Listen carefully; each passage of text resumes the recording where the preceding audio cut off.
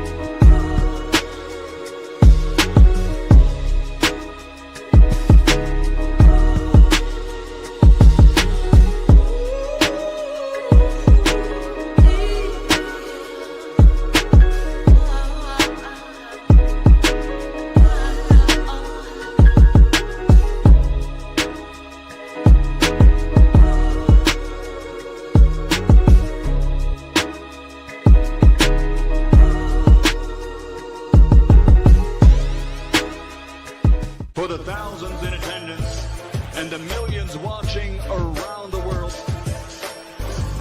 ladies and gentlemen,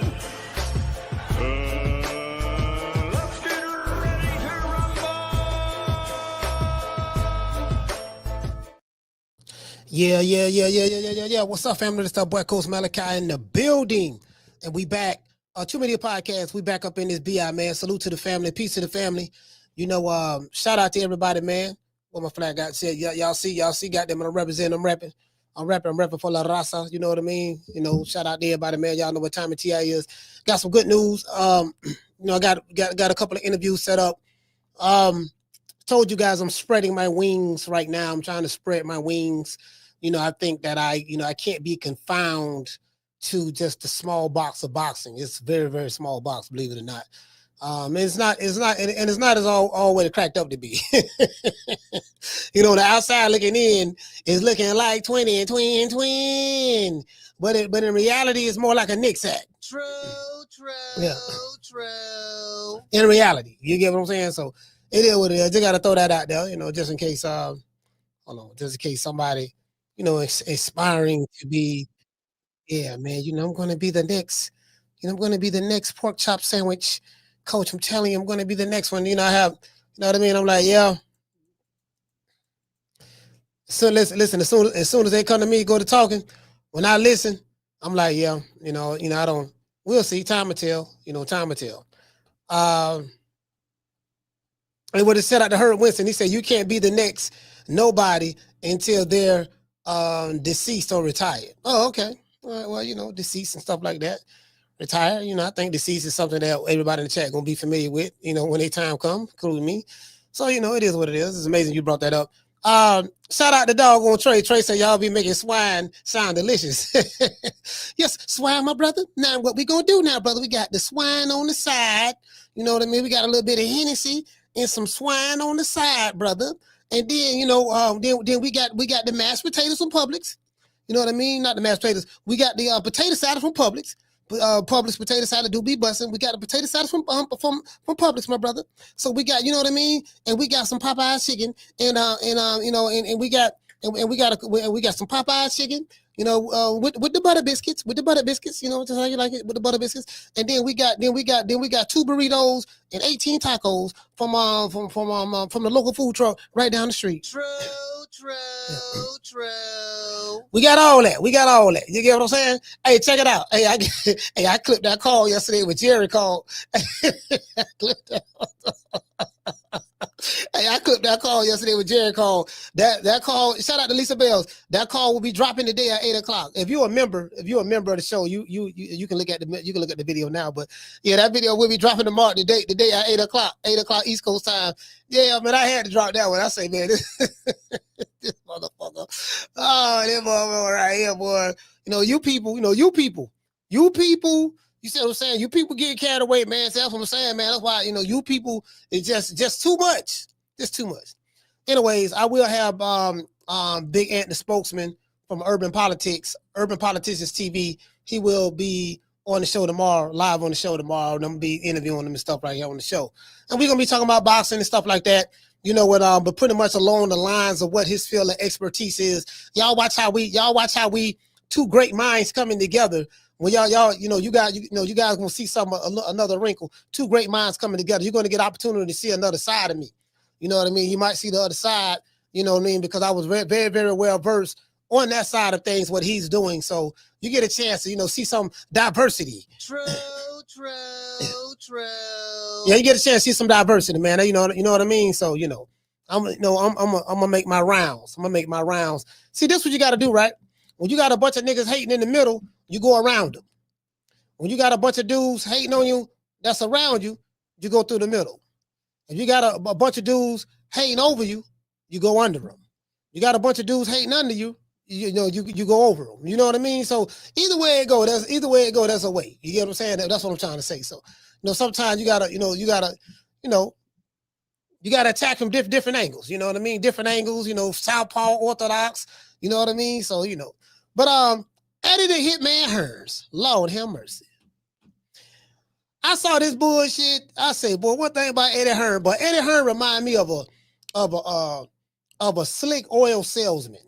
Eddie Hearn remind me of a slick oil salesman, right? He kind of like, Eddie looked like the type of dude. Shout out to Tila.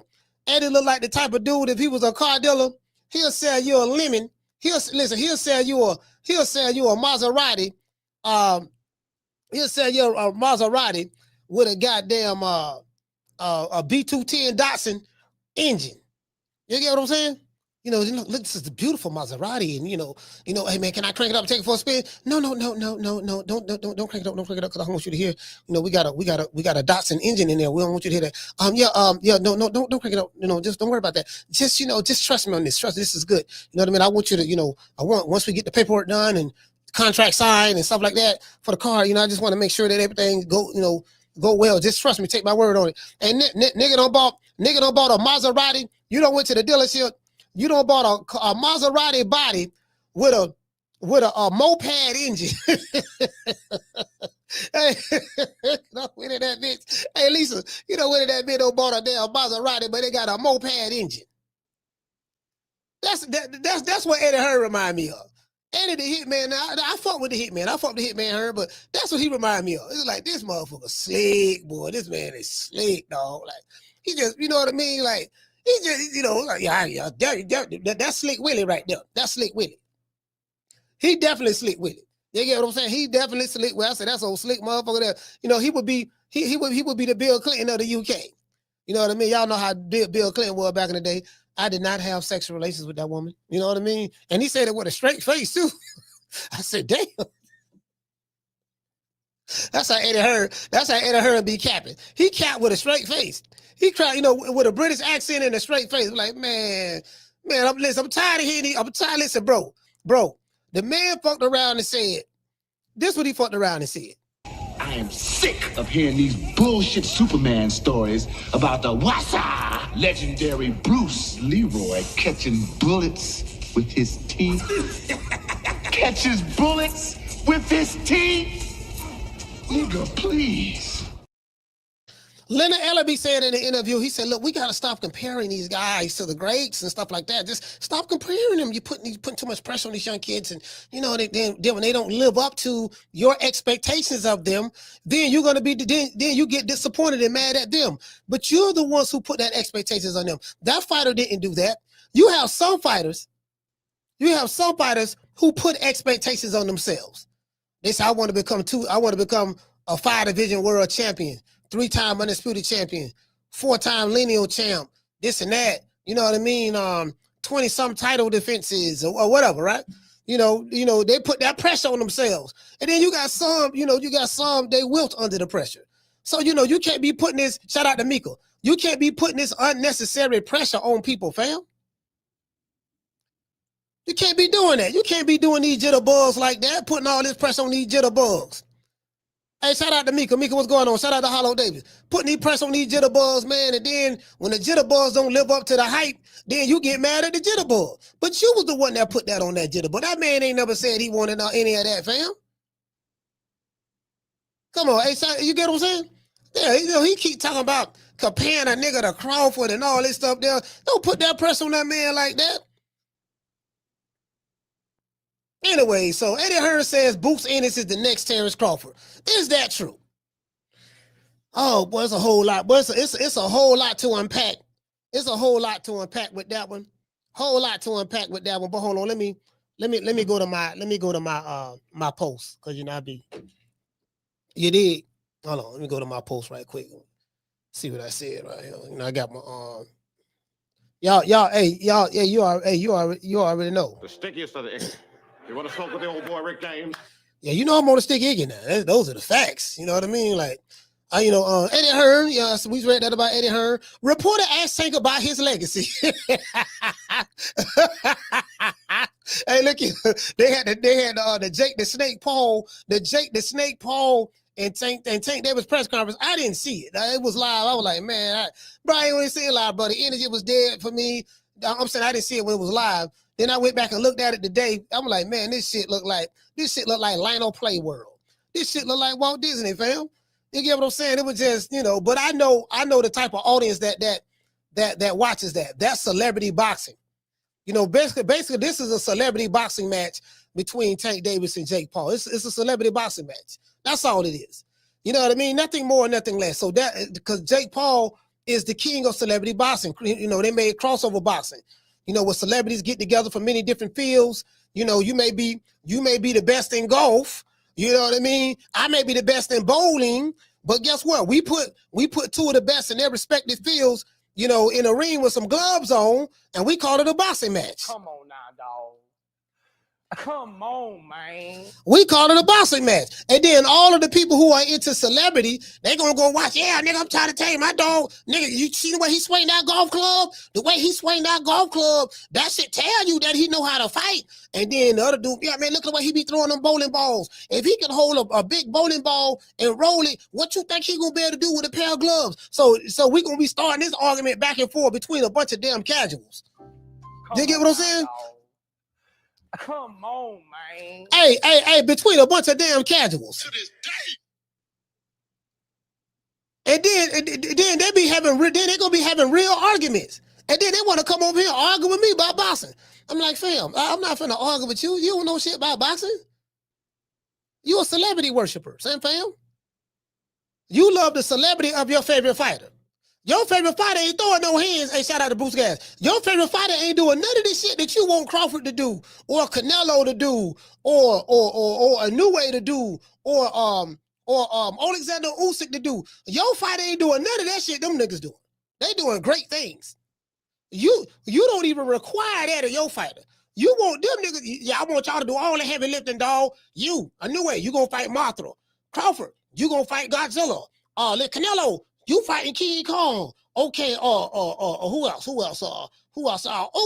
Usyk, you gonna fight Voltron. Let's see, what other dude name? Bam, you gonna fight the Power Rangers. All right, okay, who your fighter fighting? Oh, see, my fighter got Snarf for the Thundercat. We got Snarf. That's a tough one there.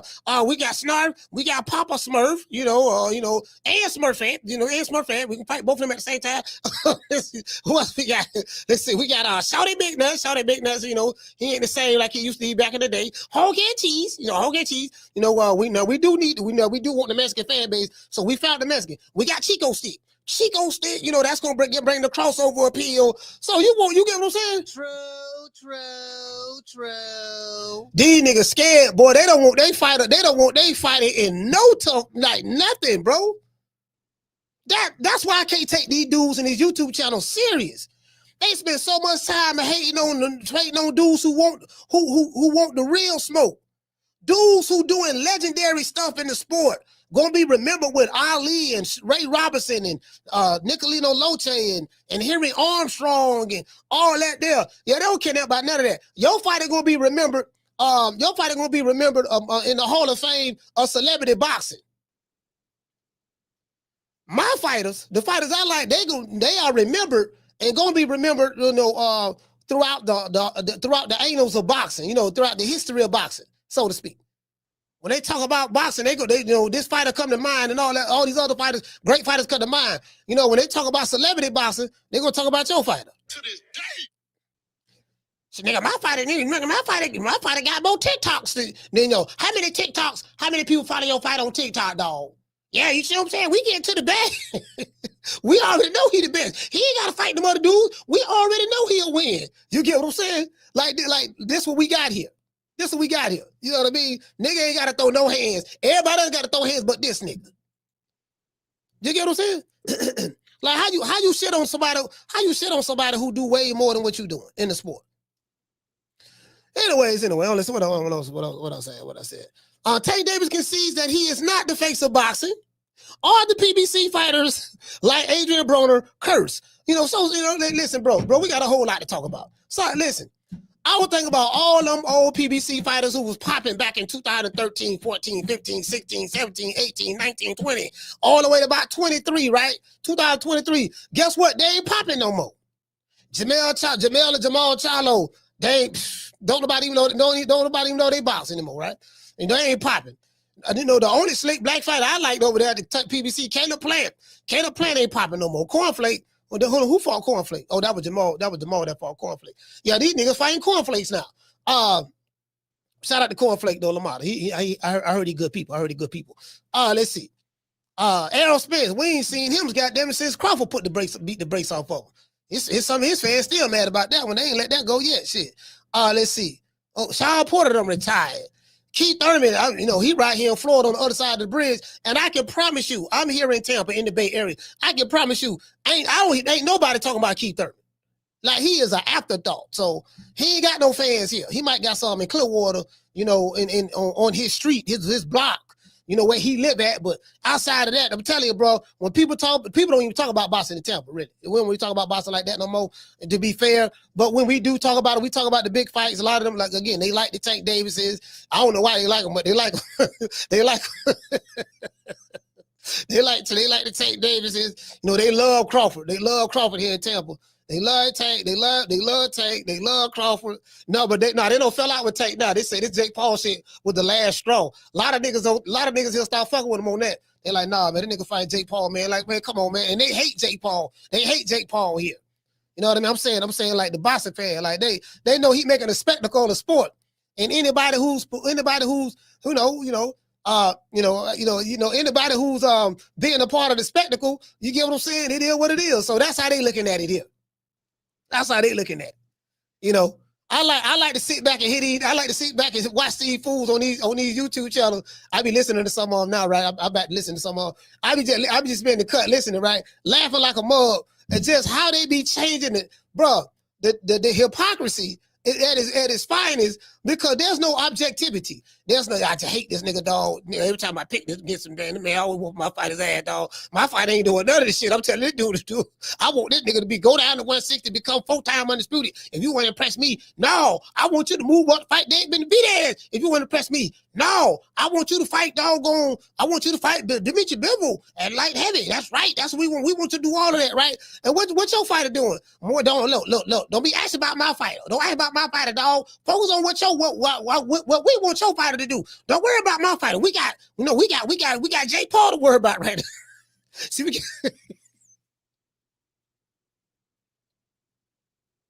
we got the other face of boxing. You know what I mean? We got Jake Paul now. You know what I'm saying? We focusing on that now. But you go ahead and take care of the other niggas I told you about. If you want to impress me. True. Yeah, this is where we at. This is exactly where we at right now. This is where we at right now. Hey, shout out to Chastity. What's going on, sis? Chastity, she's in the other chat. Shout out to Chastity. You know what I mean? I'm trying to say it. You get what I'm saying? Like this right here is hilarious. I gotta let y'all hear what Eddie the Hitman Hearn had to say. In a recent interview on Fight Hub TV, Eddie the Hitman Hearn claimed that Jaron Boots Ennis is the next Terence Crawford. I have one question. Based on what? True.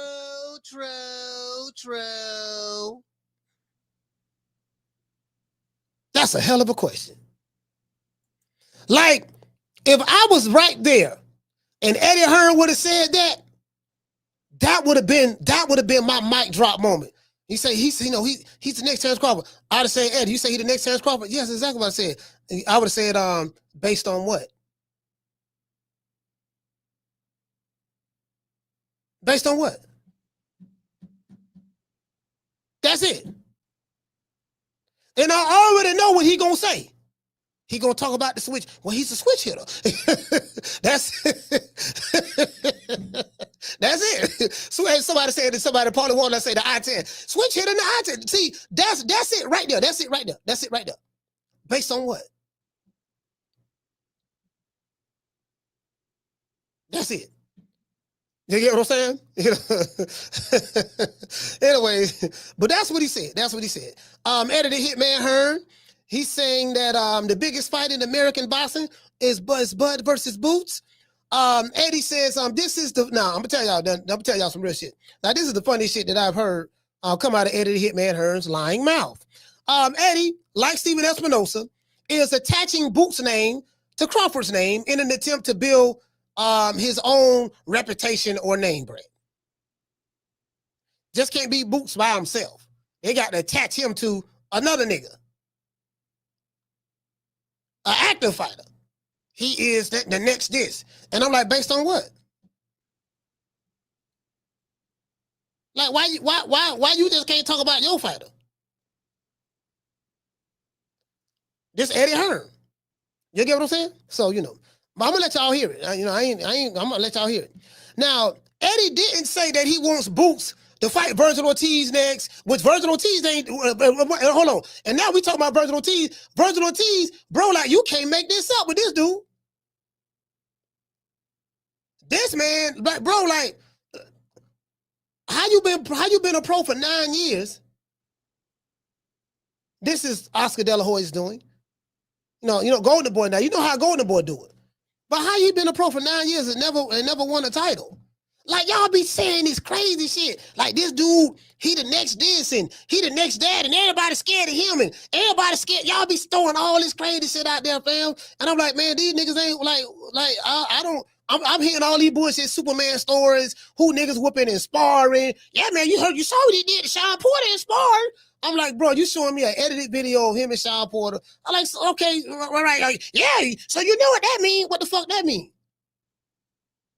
I know a whole lot of niggas who good in sparring, but when it comes to getting in the ring under the lights, it be something totally different. You know, Floyd was famous for saying that. He said, yeah, you know, yeah, everybody look good in sparring. You know, in your gym, in your back, you get what I'm saying? Everybody look good in sparring. But shit, when it's time to throw hands under the lights in Vegas in front of 25,000 fans, screaming fans under the bright lights, it's a whole nother ball game.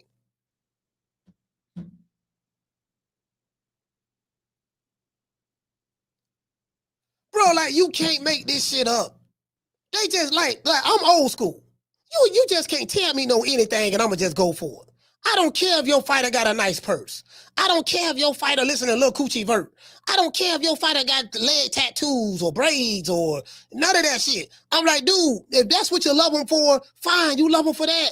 But miss me with trying to sell me on boxing skills and accolades. Cause there is no accolades. It's purses, baby mamas, baby mamas, you know, niggas getting drunk, dancing with the homies, you know, it's everything other than accolades. Cause I don't see the accolades fail. This shit smoking mirrors.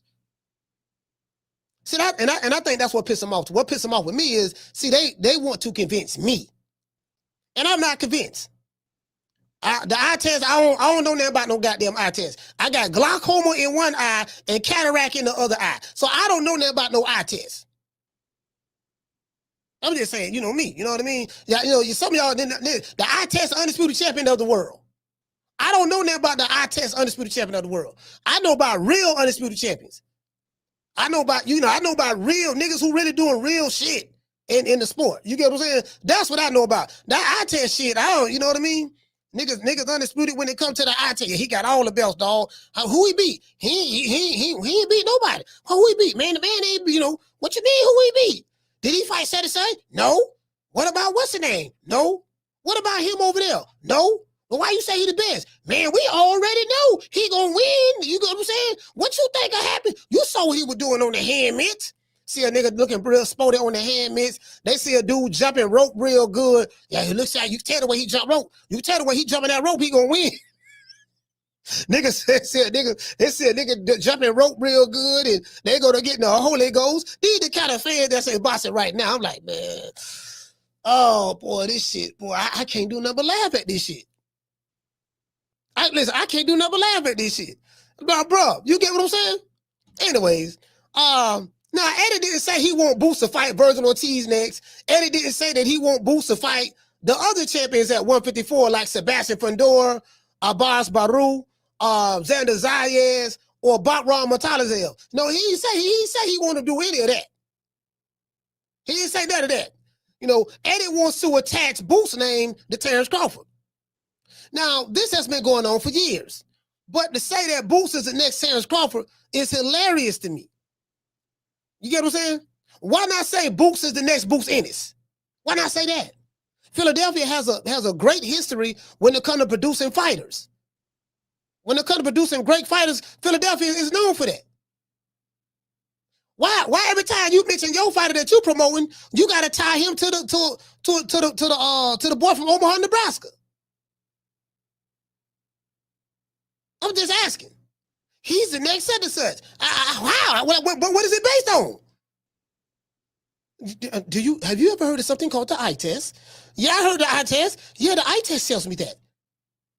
Eye test. Yeah, you know he switch hitter, right? You know he switch hit. Okay, he switch hit and the eye test. Okay, and what? What is it based on? That's what it's based on. True. Oh my God, bro, like my nigga. Nigga, please. You get what I'm saying? It don't make no sense to me. Eddie got to do a better job at that. You know, he has almost as many fights as the guy who you comparing him to. Boots got about what, 36 fights?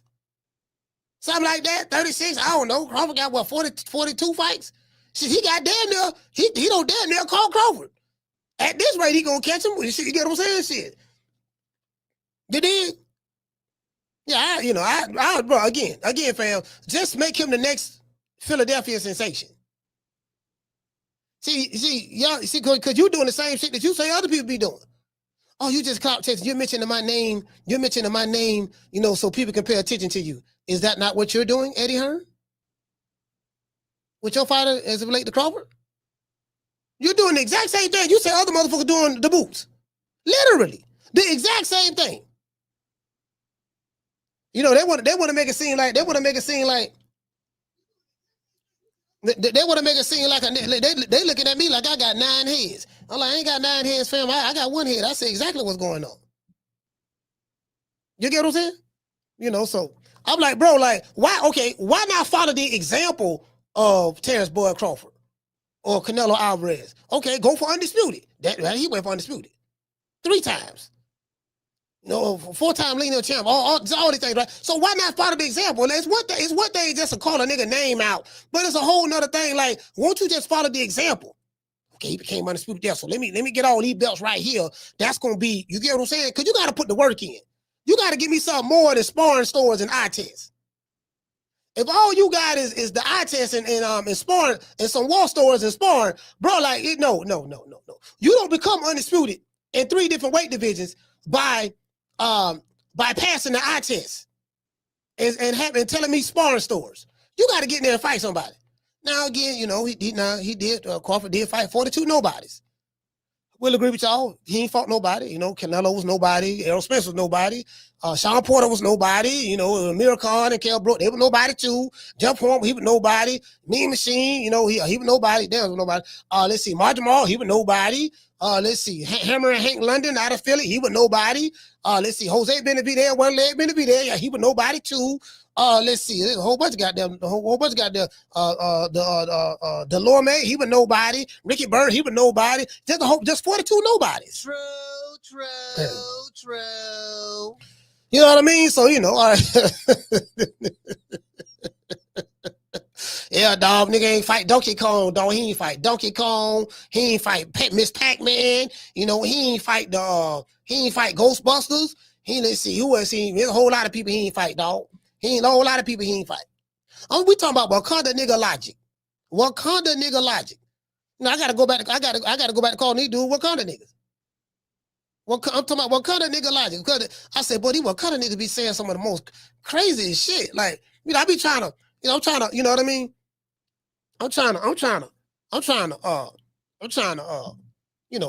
wrap my brain around it. Cause I ain't got but a GED.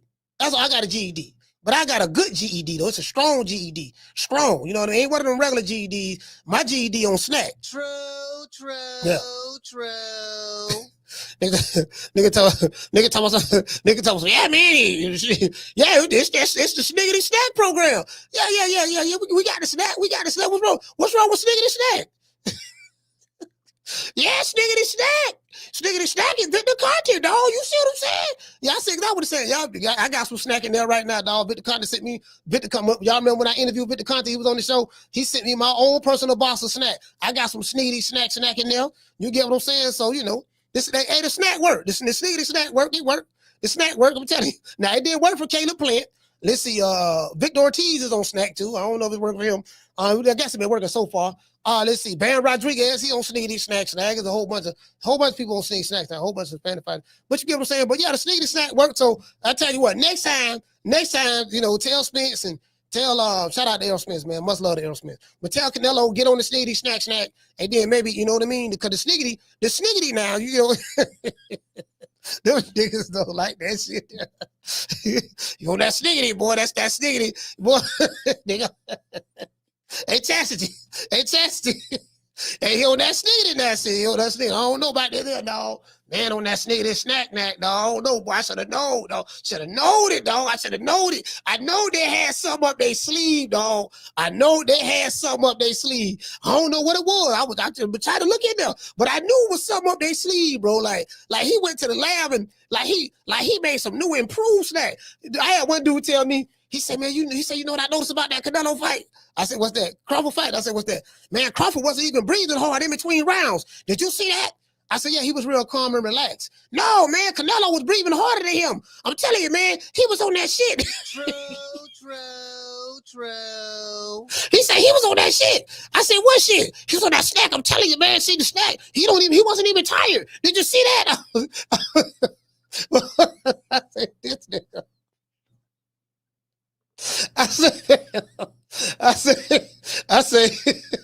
I say, fam, you do know that they both fighters got drug tested. You do know both fighters got drug tested. It was, drug tested throughout the entire fight. Yeah, I understand that. But if there's a will, there's a way.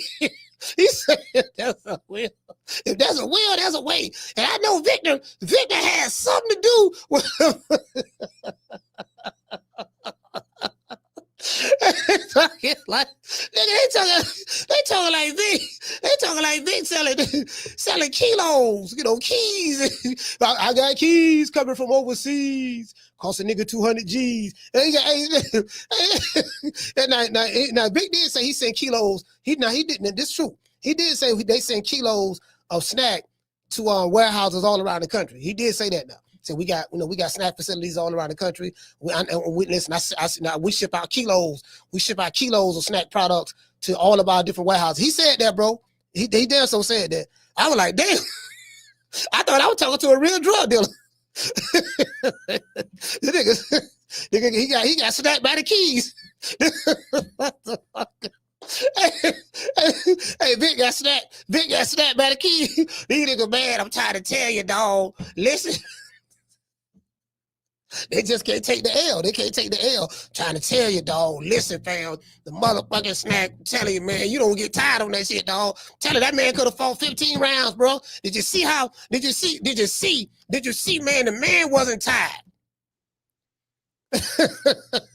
Hey, shout out to that 90 shit. She said these niggas don't even go to the dentist every 6 months, but stay running their mouth. Hey, listen, the man wasn't tired. I'm looking at the 10th round. The man wasn't tired at all, bro. The man was, I say, bro, like, that's why they train. Ain't that much training in the world, dog. I'm telling you. The man was on that shit. Hey, he said he was on that shit, dog. I seen it, dog. The man was on that shit, dog. I'm telling you, that's that new improved Sniggity. You get what I'm saying? That's that new improved Sniggity. That's the Sniggity right there. You get what I'm saying? I said, okay, well, why Canelo didn't get on the sniggity then? He could have got on the sniggity. You know, the sniggity was they had some for him too. If he wanted some of the sniggity. Yeah, Canelo got class. Canelo don't do stuff like that. He ain't got to do stuff like that. I said, was you saying that when he got popped for Clinton Buterol when he fought on Triple G? Did you say that then? Well. Oh man, listen, that came from the meat. You know, Canelo, that came from the meat. Yes, I know it came from the meat. All right, cool. So I say, this is my main man at the gym, Caesar. Caesar. He said, yeah. Then Caesar came back for round 2. Then he said, Canelo was old. He's old and his fastest prime. He's old right now.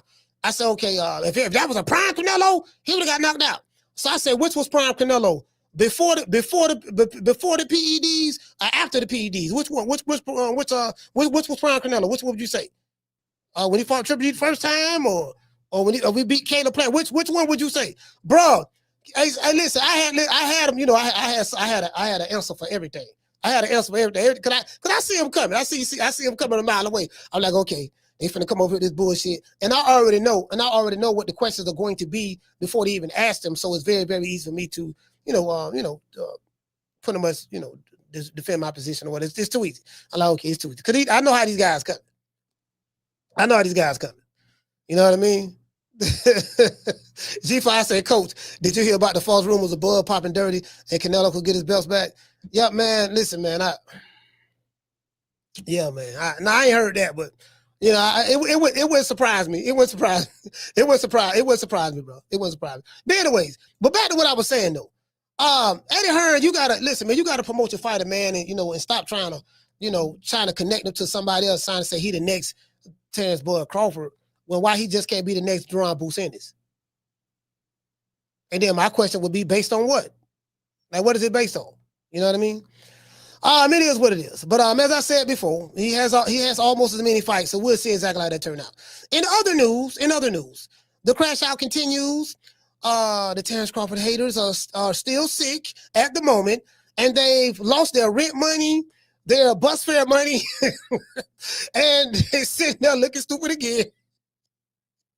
I enjoy watching these crash out videos from different YouTube channels. This shit is funny as hell, bro. Right now, I've been finding myself just binge watching crash outs. Like that's been my guilty pleasure over the past almost 2 weeks. I just been binge watching crash outs, right? And the shit is so funny, because I'm looking at before and after, and it's giving me a bunch of content. I got a whole bunch of content I need to be making on that.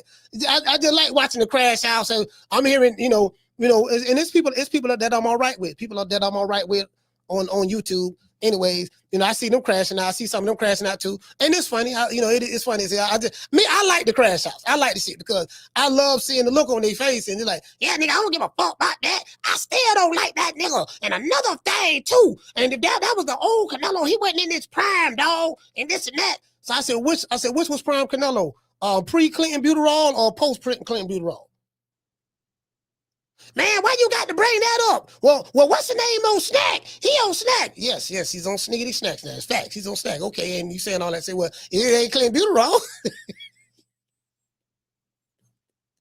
SNAC should be banned. Why should it be banned? It's a supplement. You can get it from the GNC store. You don't take amino acids. You don't take you don't take amino acids, none of that there, bro. You don't take probiotics and nothing like that. Now I'm telling you, dog, it's something else in there. It's something else in there. I said, well, look, just because you want it to be something else in there, don't mean it's gonna be something else in there. See, this what it is, right? You don't told yourself this shit so many times that you can't be wrong. You don't told yourself this shit so many times that you all in at this point. Right now, you just all in. You get what I'm saying? You all in at this point. Yeah, dog, I'm telling you, dog. And I'm telling you, my nigga, I know something fishy going on. It's something fishy. I just can't put my finger on it. But it got the content written all over it. I'm telling you, fam. I'm telling you, dog. And then, ain't Devin Haney working with him too? Hey, I was talking to Brian Norman. Hey, check this out. I was talking to Brian Norman. I say, look, man, you know he on that sneaky snacks that. He said, I don't care what he on.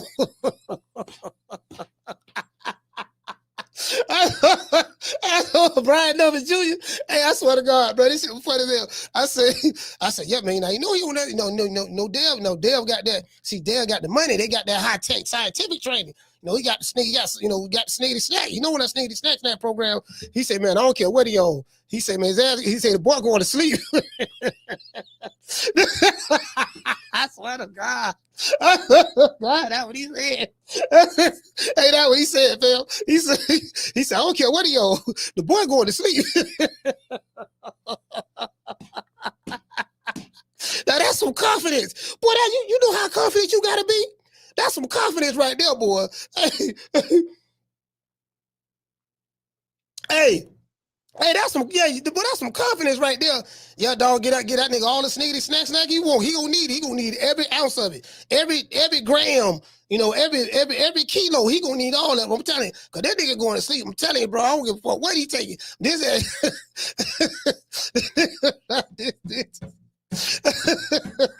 Hey, this Black Panther. They thinking it's something. You get what I'm saying? Like it's something nefarious going on. Like this nigga don't come up with all these conspiracy theories. Yeah, dog, I'm trying to tell you, dog. Let me ask you a question. Cool, let me ask you a question. Yeah, what's up? How you think? Okay, what you think? Which snap part of Tan Bud taking? Cause which one you think he taking, dog? Like, what's the one? And do they got one? Well, do they got one that Cause he was shitty. Cause the man was shitty before, and then when Manella was hitting him with them bolos, he didn't even budge. He wasn't even getting hurt. Do they got some sneaky snack? The snack make your chin get stronger because he was shitty before. And I'm like, fam, the man wasn't chinny, fam, bro. Like y'all made this shit up, man. When you saw what Gamboa did to him. I said, yes, Gamboa caught him clean on the jaw with a left hook because Bud had his hands down toying with him. Cause he would beat him. He had no dropping like 2-3 times before that. He was toying with him. So he got caught with a good shot. And he was doing the stanky leg. But then Gamboa got knocked out seconds after that. Right after Bud was doing the stanky leg, while doing the stanky leg, Gamboa got knocked out right after that in the same round. That shit happened, 11 years ago, fam? How you gonna take some shit from 11 years ago and say, yeah, he chitty? He chitty. I'm just saying, fam.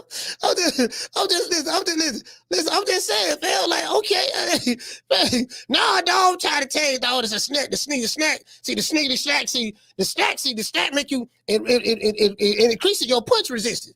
See, the snack increases your punch resistance. I said, well, okay, well, how come Caleb Plant got knocked out when he fought Canelo? He on sneaky snack. What about Sean Porter? Sean Porter was on sneaky snack too. It was I can give you a whole bunch of sneaky snack examples. Yeah, dog, but I'm just saying, dog. So, all right, I get it. You got it, dog. You got it, dog. You got it. I don't want no smoke. You got it, fam.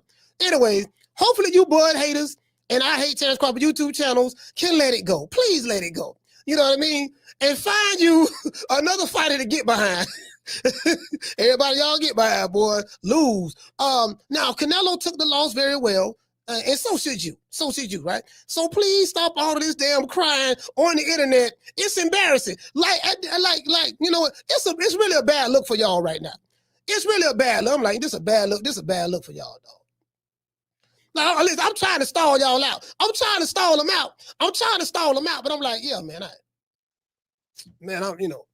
it's just like it's a bad look. They got like crisis. They got like a crisis group. They got so many YouTube channels. It's a whole group of them, right? They be on panels and shit.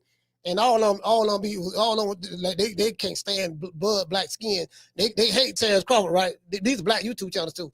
But what happens was the nigga won. So he won. So now all these motherfuckers getting together and they consoling each other. Yeah, dog, it's okay. Yeah, dog. Yeah, that nigga won, dog. I know, dog. Who's on that sneaky snack, dog? Don't even worry about it. You all right, homie? Yeah, I'm all right, man. Fuck that nigga, man. I don't like that bitch, that nigga. I still don't like that nigga, dog. I still don't. Yeah, I know, dog. I don't like him neither, dog. Hey, come on over here, fam.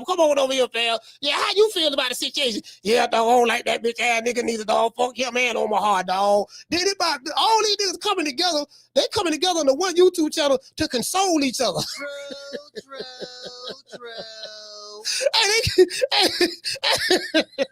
Hey, they coming together to console each other. I'm like, God damn, this shit worse. This shit worse than I thought. You get what I'm saying? I said, these motherfuckers coming to console. Like, you get what I'm like, God damn, man, let it go, fam. It's over with. It's over with, dog. I want to move. I want to move on. That's why I'm talking about Boots right now. But then Eddie said something about doggone Boots and Terence. I'm like, man, God damn, dog. Lisa. Hey, Lisa. I'm telling you, they got a crisis hotline on YouTube right now. Just a whole bunch of broke, bitter, angry, mad for nothing mofos. They coming together like Voltron, like the Transformers, like the Power Rangers. They coming together like the Power Rangers just to cry and hate. Hey, Schoolo, they coming together just to cry and hate. I'm like,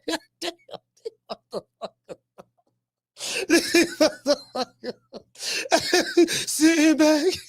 Over the years, I guess I shedded some tears. There so did.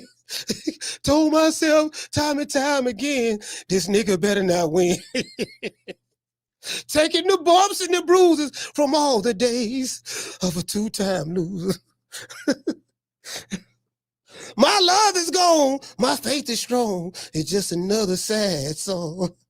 I think you better let it go. Now, y'all got to let it go, dog. Like, come on, fam. Damn. Shit, y'all like, as wrong as you niggas be on YouTube, y'all should be used to it by now. Like, y'all should just be used to it, fam. As wrong as you niggas is always wrong. You know who you niggas is, the ones who always wrong. Listen, like, y'all should be used to it by now, dog. Charge it to the game. Hey, charge it to the game. You get what I'm saying? Charge it to the game, fam. Let it go, fam. Let it go. Damn. In other news, Jake Paul versus Gervonta Davis exhibition press conference. Tate went off on a reporter when asked about fighting the likes of Lamont Roach, Shakur Stevenson, Teofimo Lopez, and his other contemporaries. Tate said, and I quote, "Why should I care about what the fans think? Y'all switch up. Y'all switch up whenever a fighter have a bad day, dog. Y'all listen. Y'all need to just sit back, shut up, be quiet, and be fans, and just enjoy the sport. You can't listen, bro. Like this will take totally right. Yeah, man, nigga, shut up, nigga. Stop asking me to fight Smoke like Terence Crawford and Canelo be doing. Stop asking me to fight Smoke like Usyk and Beterbiev and Bivol be doing. Stop asking me to fight Smoke like Manuel de Mons be doing. I ain't doing none of that shit, dog. Stop asking me to fight the Smoke like that. We ain't doing none of that. Right now, dog, just shut up, be quiet, humble yourself, and just be a fan. True. Bro, I'm telling you, bro, guess what? There's some niggas online defending that shit too. That's why I say I can't take these dudes serious. Because you said you want to see the fighter that you don't like do all of these remarkable things in the ring, but you don't have that same energy for your fighter. You don't have that same energy for your fighter. You don't require none of that shit. The shit you want Canelo and Crawford to do, the shit you want Inoue and Usyk to do, you don't want your fighter to do none of that. Hey, shout out to Sheila. You don't want to, hey, shout out to Boston Jim. Jim, what's going on, fam? Jim, what's up? You don't want your fighter to do none of that. What they say, Boston Jim say, always wrong in a coin flip. It's a problem. Hey, Jim, for real though. You don't want your fighter to do none of that. Y'all got this nigga in the witness protection program. Literally. The CIA protecting them, the FBI, the Department of Homeland Security, ICE, the Navy, Air Force, Marines, the Army, the National Guard. Like the man can't get no protected than that. But you want the fighters that you don't like. Well, if he want to get credit from me, dog, this what he gonna have to do. And I'm sitting back, listen. Okay. They say they moving the goalposts again. These niggas go moving the goalposts. And they always moving. They say, well, you ain't fought nobody, but now when you beat him, he gonna whoop your ass. But if you get by him, then we'll give you credit. He get by him, beat his ass, stop him, knock him out. Then they come up with a reason, total opposite of what they said before the fight. Then they come up with a reason to take away from your victory. Man, well, you know the man. Now, you know he had Cadillac surgery now. Man had Cadillac surgery, man. He had Cadillac surgery. He had a car crash. Let's see, baby mama got him on child support. Mike Tyson gave him some edibles. His baby mama gave him something that made him sleepy. Before the fight. Let's see what else we can think of. It was a clone. The clone now. All right. Okay. They're like, bro, like the mental gymnastics. It's like before the fight. That's why I like playing before and after clips. The before and after clips is hilarious. I got like 2-3 parts of this shit that I'm finna drop. The before and after clips is hilarious. And it's like, God damn, dog, and then they get violent and angry. They're going to get that goddamn nigga. What the nigga? I don't want to talk about that shit. Nigga, fuck off. I don't want to talk about that. For what, nigga? All right, the nigga won. So what? I still don't like the nigga. Nigga, bitch. I'm like, fam, why you doing all this yelling? It's like, what's wrong, fam? What's wrong? Nigga, fuck that. Nigga, drop the attic, nigga. You better not come to Memphis. Yeah, what I said. Come to Chicago. And I'm like, man, oh my fam. Like, okay, fam. Like, it ain't that serious. Nigga, it is that serious. You get what I'm saying? You better not talk about it no more. All right, so if I do talk about it, then what? Now what you gonna do? All right, if I talk about it, what you gonna do? nigga, you got a 0-0 record on YouTube. These motherfuckers go to talking gangster. They go to yelling. I'm like, fam, listen, bro, I'm trying to tell you, bro. I'm telling y'all some real shit. I've been doing this shit over 4.5 years now, right? And I'm telling you, YouTube boxing is the most peaceful, friendliest group that you ever gonna meet. I'm telling you. I'm telling you, bro. Listen, the YouTube tough talk. That's just YouTube, fam. I'm telling you, it ain't nothing like that. It ain't nothing like that in real life. I'm telling you, ain't nothing like that in real life. Now I done been everywhere. And when I say everywhere, damn near everywhere. It ain't nothing like that in real life, I'm telling you. To this day. If this was the rap music, if this was the music industry, these niggas would be studio gangsters. You know what a studio gangster is? A studio gangster is someone who dresses the part, looks the part behind the camera, and then he go in the studio and go to rapping about a whole lot of shit that he haven't done, you know what I mean, himself or whatever, or he rap about a lifestyle he haven't lived. And they're selling the image as though he's this hard, tough gangster guy when all along he's from Malibu and he went to private school and prep school and all that. These niggas are studio gangsters. To this day. That's it, just studio. Just studio. Somebody Ricky say CB4. Yeah, CB4, MC Gusto ass niggas. That's all. MC Gusto, right? As Tank said, he said, why should I care about what the fans think? Y'all switch up whenever a fighter has a bad day.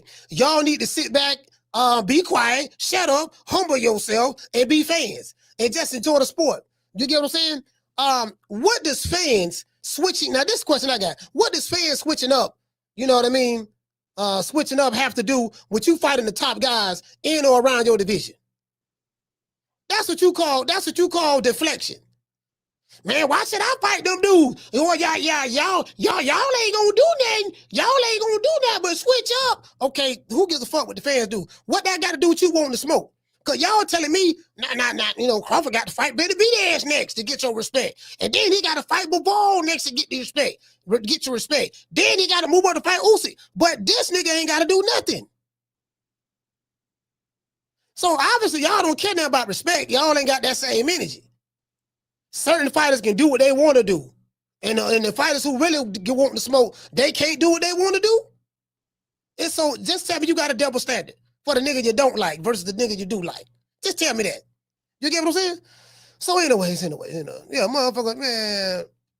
Anyways, but that's what Tank said about the fans, right? He said, what does, so as I said before, what does fans switching up have to do with you fighting the top guys in or around your division? People praise fighters like Canelo, Terence Crawford, Inoue, Usyk, Bivol and Beterbiev, Ben Rodriguez, and others because they fight top level guys. Now, I heard some people say. Now I heard Ness say. I did hear Ness say, New ain't fought nobody. He said, when he fights somebody, let me know. Now Ness don't watch the lower weight divisions, but Ness did say on the Boxing Voice that he said New ain't fought nobody. They say Terence Crawford ain't fought nobody. Yeah, man, nigga ain't fought nobody, dog. Nigga ain't fought nobody. And I'm like, fam, okay, if you are a fan that only watch 1 or 2 fighters, only time you watch boxing is when your fighter fight. You don't know who nobody is from somebody or somebody from nobody. Just because you don't know them, because you ain't paying attention to no other weight division, nobody else, don't mean this person is nobody. You don't even check the person's resume. You don't even look and see the quality of competition that he's fought. You don't know none of that. You just immediately say that your nigga ain't did fought nobody. Dudes becoming 2 and 3 times undisputed champions. They ain't did nothing. This ain't a popularity. These dudes, boxing in America has become a popularity contest. That's what Jake Paul brings to the game. The popularity. It's celebrity boxing. Tank Davis is a celebrity. Jake Paul is a celebrity, a YouTuber. It's celebrity boxing. That's what's going on. These are the fans we got here now. Shout out to Eric. To this day. The fans that's here now, they don't know nothing about no Ray Robinson or Nicolino Loche or Ezra Charles or Henry Armstrong or hell, even Ali or Hearns or Hagler or the Salvador or Eric Morales or Marco Antonio Barrera or Chavez. They don't know nothing about none of these dudes. They know about they 1 fighter or 2 fighters. That's it. And they stuck right there. So this who you debating with. Oh man, that nigga ain't fought nobody. How you know he ain't fought nobody? What weight division he in? Oh, you don't even know what weight division the man is, but you telling me he ain't fought nobody. To this day. Yeah. This what it is. Listen, one thing I'm not gonna do, I ain't finna be arguing with these niggas. I ain't arguing for what? And it's the old crusties too. The old crusted niggas is the most disappointing to me. Because when you old enough to know better. Ain't not like an old crusty hater. Nigga got crust just crust everywhere, right? Like you an old hater. Just hating just to be hating. Old fixed income ass nigga. And ain't nothing wrong being on fixed income, so a lot of people on fixed incomes, you know what I mean? But you get what I'm trying to say though, right? Just sit around just bitter, just old Uncle Ruckus ass nigga, just always mad about something, always complaining about something, nigga reminiscing back when it was the 60s and 70s. Yeah, dog, nigga trying to tell you, boy, I bought my first deuce and a quarter back in 81. Nigga, I was in Chicago pushing. I was pushing heavy, big block pushing. Back in them days, the pimping was strong in the shy. You get what I'm saying? And nigga go to old Crescent, nigga go to reminiscing.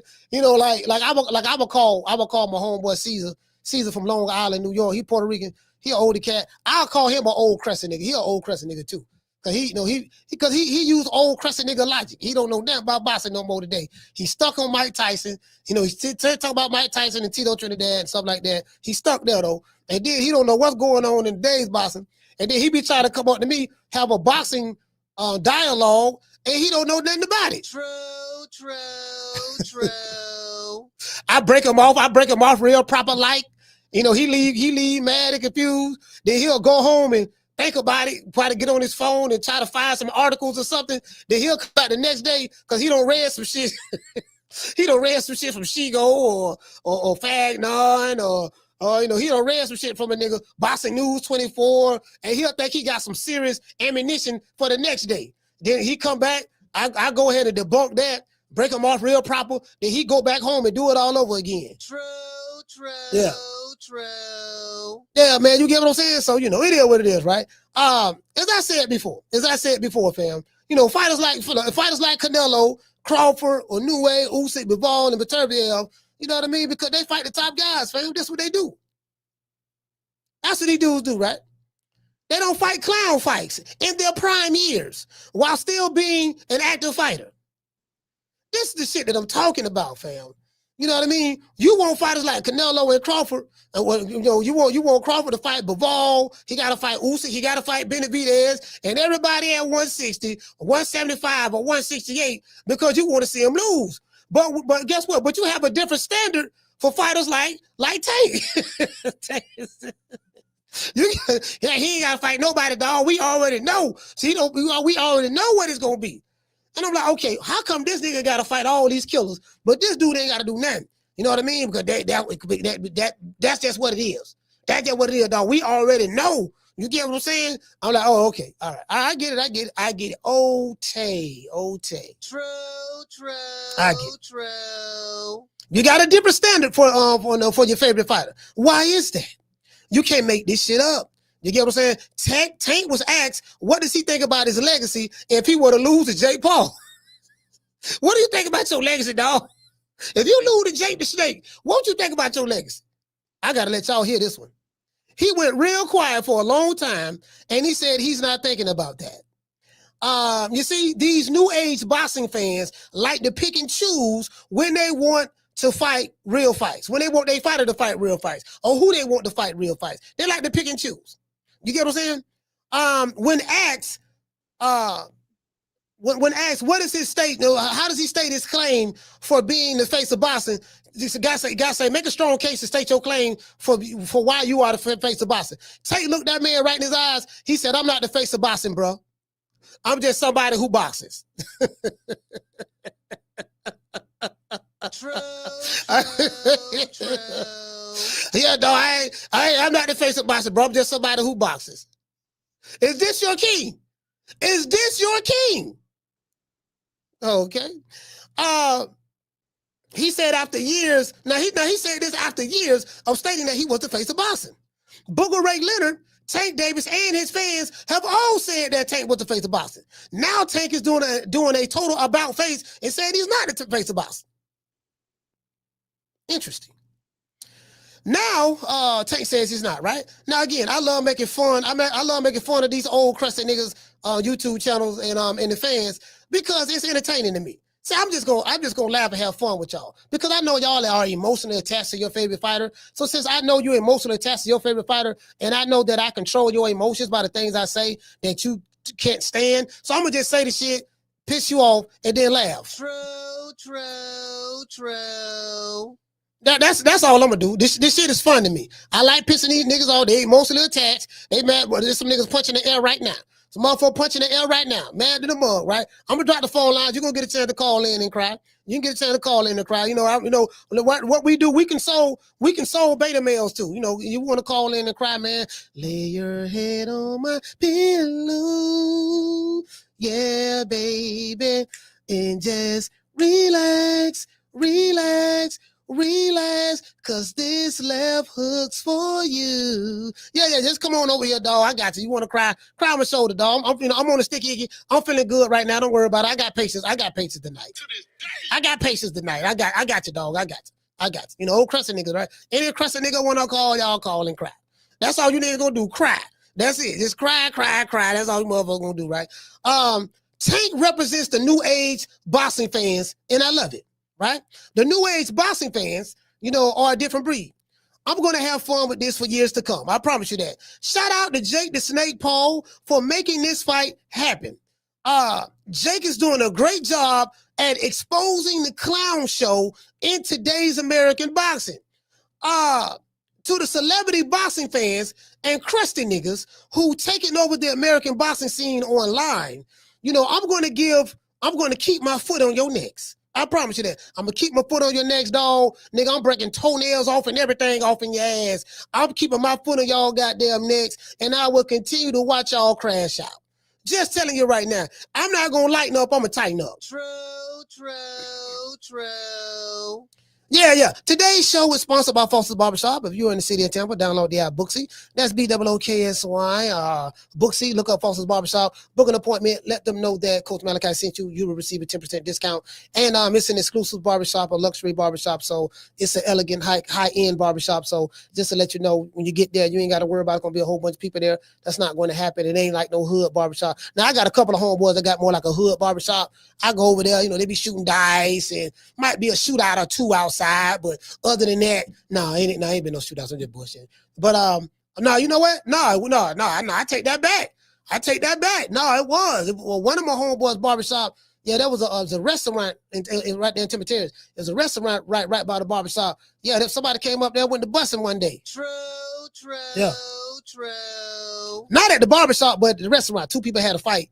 And somebody went and got their fire and came back. You get what I'm saying? But yet and still, motherfucker go to busting, bullets ain't got no name on it. Anybody can get hit. Something can ricochet or anything. You get what I'm saying? Motherfucker can't shoot straight. You get shot. You ain't got nothing to do with it. You did. Let's give our sponsor a round of applause.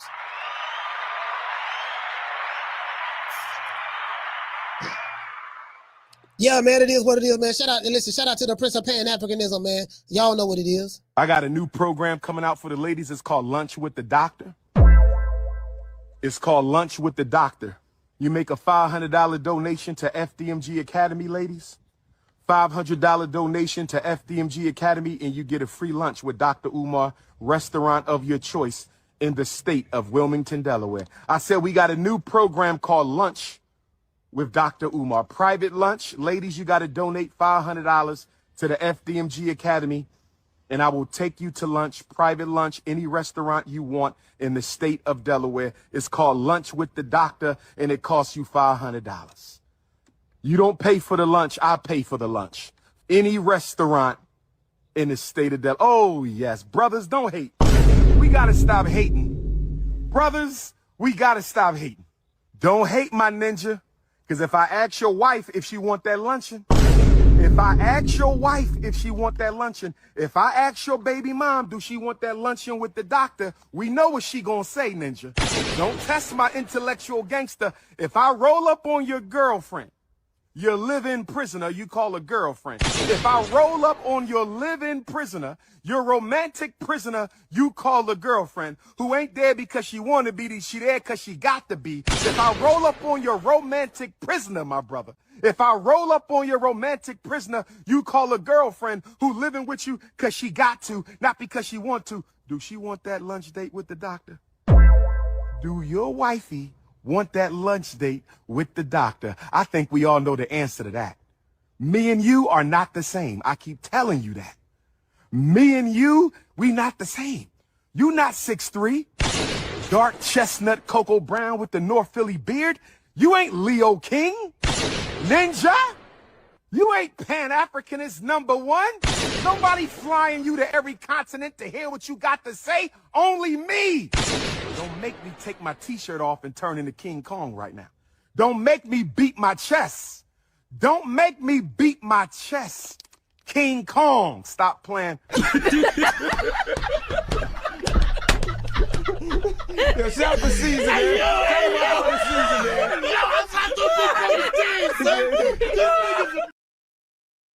All right, shout out to Dr. Umar, the Prince of Pan-Africanism. You know what I mean? We trying to hook the ladies up. Anyways, let's see. This is the press conference right here. I got a bookmark. At the 22-minute and 45-second mark, they asked Tank about fighting some real competition. Be mad other females like hold on. I do not own the rights to this material. It's for education purposes only. I want to see if y'all can hear this. Let's see. All right, yeah, y'all heard that. All right, cool. Listen. I ain't been just with one female. Like I'm sure there are members of the media who are here who have questions for you guys. We have mics right there in the middle. There you go, right there. All we ask is that you come to that mic. Make sure you introduce yourself. All right. What I noticed, the backdrop, it got Netflix, MVP promotions. I don't see PBC nowhere on the backdrop. So PBC ain't got nothing to do with this here. They ain't a part of nothing on here. I don't see no PBC on here at all. I see Netflix, and I see Netflix and MVP. That's what I see. I don't see nothing else but that. This all Jake the Snake right here. You know what I mean? The Great White Hope, Jake the Snake. Shout out to Jake the Snake. And ask your question to the fighter. Oliver Salt for Daily Mail. Javante, a lot of boxing fans aren't happy with the fact you've taken this fight rather than the Roach rematch, fights with the likes of Shakur, Devin Haney, Teofimo, etc. What do you make of that reaction? And can we still expect to see those fights? Why should I care what they think? Now, check this out. He said, why should I care what they think? Now, I'm finna blow this shit up. This is like taking candy from a baby right here. Because I'm finna show you hypocrisy with the fan bases. Let's continue. When y'all switch somebody can have a bad day and y'all switching on who y'all favorite fighter is or who this person is supposed to fight. Like y'all. Now I ain't gonna lie, that ain't true. Now they do be switching. Motherfuckers switch quick. We see them switch from they were pro Canelo, then they threw the Mexican flag down. I had to pick it up. Now they ain't down with Canelo no more. Now they pro David Benavidez.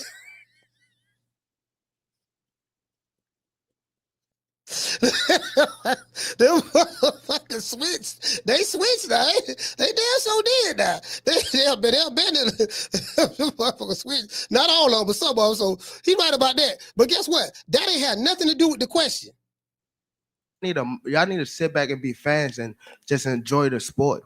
Like y'all even talk about people's personal lives. Like why when it come to that? So he said they talk about people's personal lives. Some of you fighters online do the same thing. I've heard Tank say shit about other fighters, baby mamas and stuff like that. Like literally.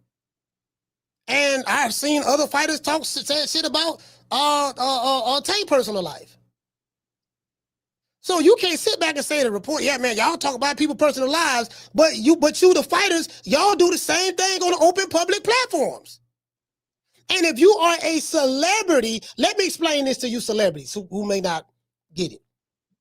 When you are a celebrity, there's no such thing as privacy anymore. I'm not saying I disagree with it. I'm not saying I agree with it. But once you are a public figure, a celebrity on that level, guess what? Everything you do is under a microscope. Because the people feel like they want to have access to your life. You got your fans who love you so much. We want to have access to his personal life. We need to know this. We need to know that. That comes along with it. See, this job description, once you become a celebrity, a public figure, this what comes along with it. All the other shit. But let's continue. Can we still expect to see any of those fights in the future, though? And y'all keep talking about fighting somebody.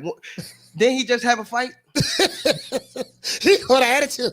The nigga, man, you keep talking about fighting somebody, man. God damn, man. I'm tired of y'all asking me to fight these niggas, man. Why I got to fight them? Look, I tell you what, dog. Listen, you need to be worried about Crawford. Crawford need to be fighting Demetri Bivol. He got to fight Benavidez next. You know, all this shit. He got to fight Usyk. He got to fight them dudes. Okay, so the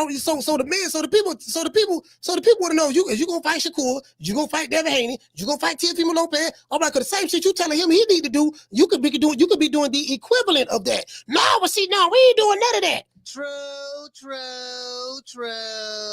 I ain't never seen a nigga get mad because a reporter's asking you, is you gonna fight any of the top guys in your division? I ain't never seen that before. I mean, I've seen it before, but you know, but you get what I'm saying? Not from no elite fighter. Then he just have a fight. And what happened? He won, right? But how he look in it? Exactly. but y'all say some different shit when it's me, right? Because y'all want me to lose. When y'all see people this crazy. He said y'all want me to lose. Okay, when people are hating on somebody else, isn't that what a hater want? If you hating on Tank, you don't like Tank, and you hating on him, when you get into a fight, you want to see him lose. You know, when people hate on Crawford, they hate because they want to see him lose. You, Tank, said yourself that, Crawford's going to get knocked out. You wanted to see him lose. So everybody want to see everybody lose at the end of the day. You can't be projecting. See, you projecting that shit. You can't be projecting that you want to see Devin Haney lose or Crawford lose or Shakur lose in one breath. But then when the motherfucker want to see you lose, you know, so you say, then you catch a whole attitude. You can't have it both ways, fam. That's crazy, bro. That's crazy. You know what I mean? That limelight too long. They want to take that they want somebody else to, you know, come take that spot. That's why it's always like, come on, bro. That's what happened with Floyd. That y'all seen him too much, and once y'all seen him so much, y'all start hating on it. Like it turned from love to hate. What does that have to do with you fighting Shakur, Devin Haney, TLC? The nigga went to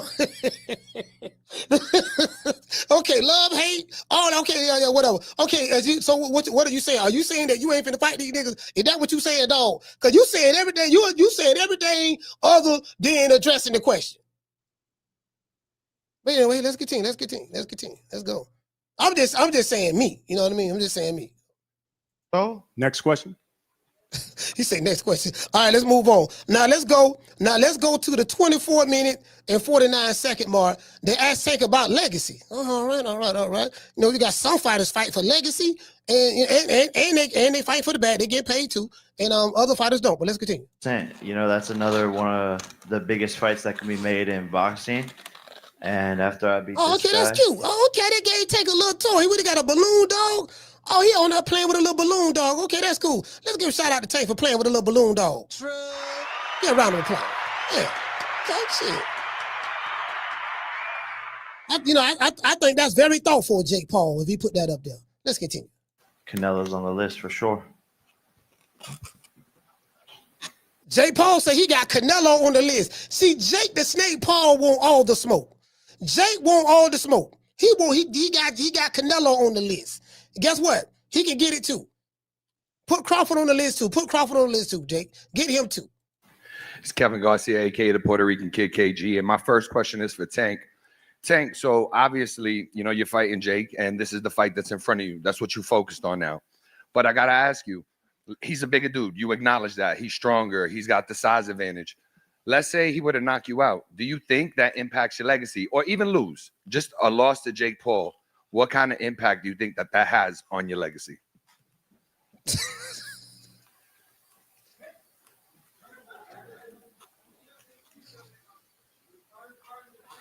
I'm not really I'm not sure. I'm not really big on it. I don't really care at this moment. Bro.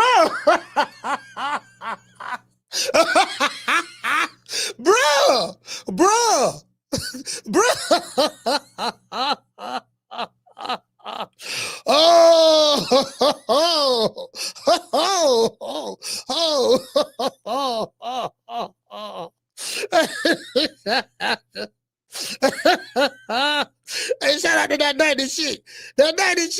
Hey, you get what I'm saying?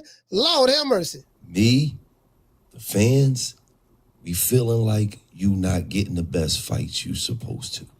But we know Tank can fight anybody. Why is that?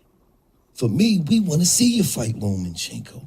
We want to see you fight Devin Haney, Teofimo Lopez, motherfucking all the top who they say is the 4 horsemen, and they anywhere around your weight class. We want to see it happen. When we gonna see it happen? I'm not sure. I ain't got that's nothing to do. That was real shit. That's some real shit. I don't know. That's like, how many times you don't went in there and said, I want these niggas, man? To be honest, I ain't never said it.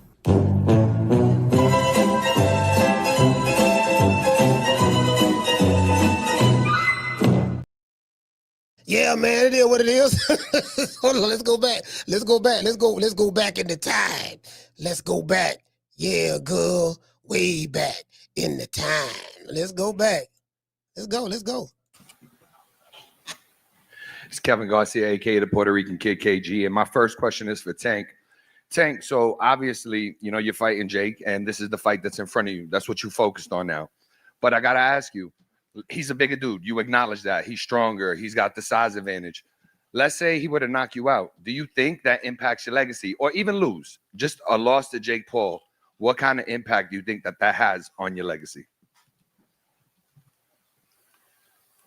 Notice how quiet he got. Nigga ain't said nothing. He's sitting there playing with a balloon. He's sitting there playing with a balloon. A balloon. He's sitting there playing with a balloon.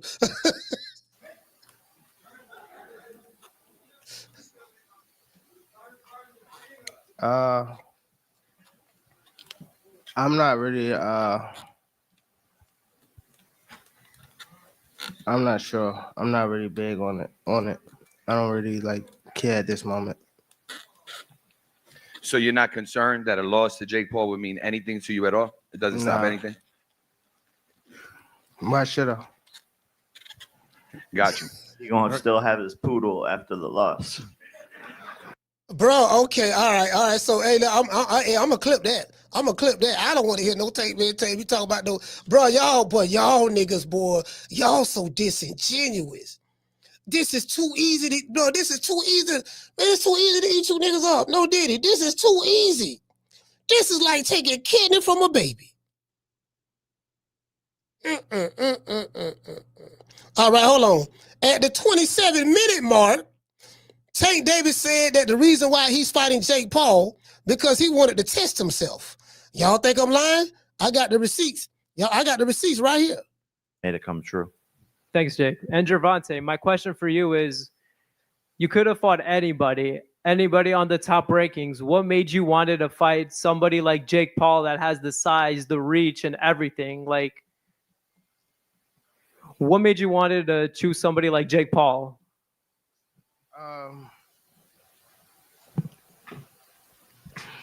Just testing myself, we got the opportunity, they came and said they wanted to, get it on, so we let the ends meet. Thank you, Jake Paul, and thank you, Gervonta. All right, let's go. I ain't got to test myself.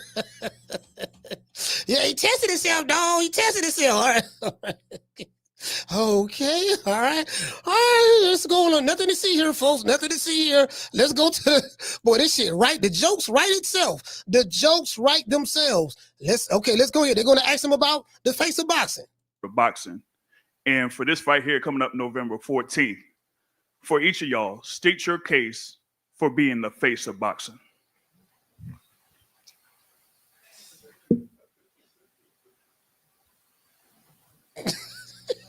So awkward.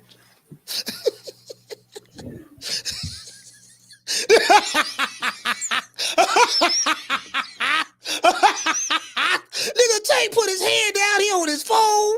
Jake Paul got his head down.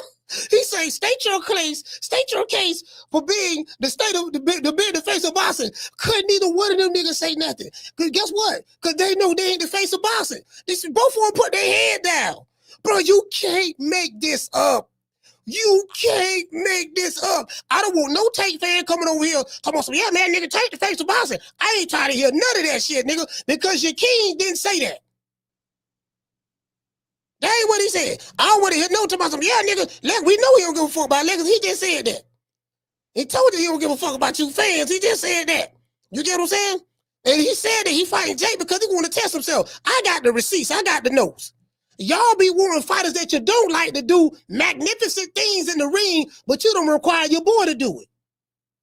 Why is that? Y'all niggas some suckers, man. Suckers. True. Let's continue. The box meteoric rise to, be very popular in the sport of boxing. And for this fight here coming up November 14th, for each of y'all, state your case for being the face of boxing.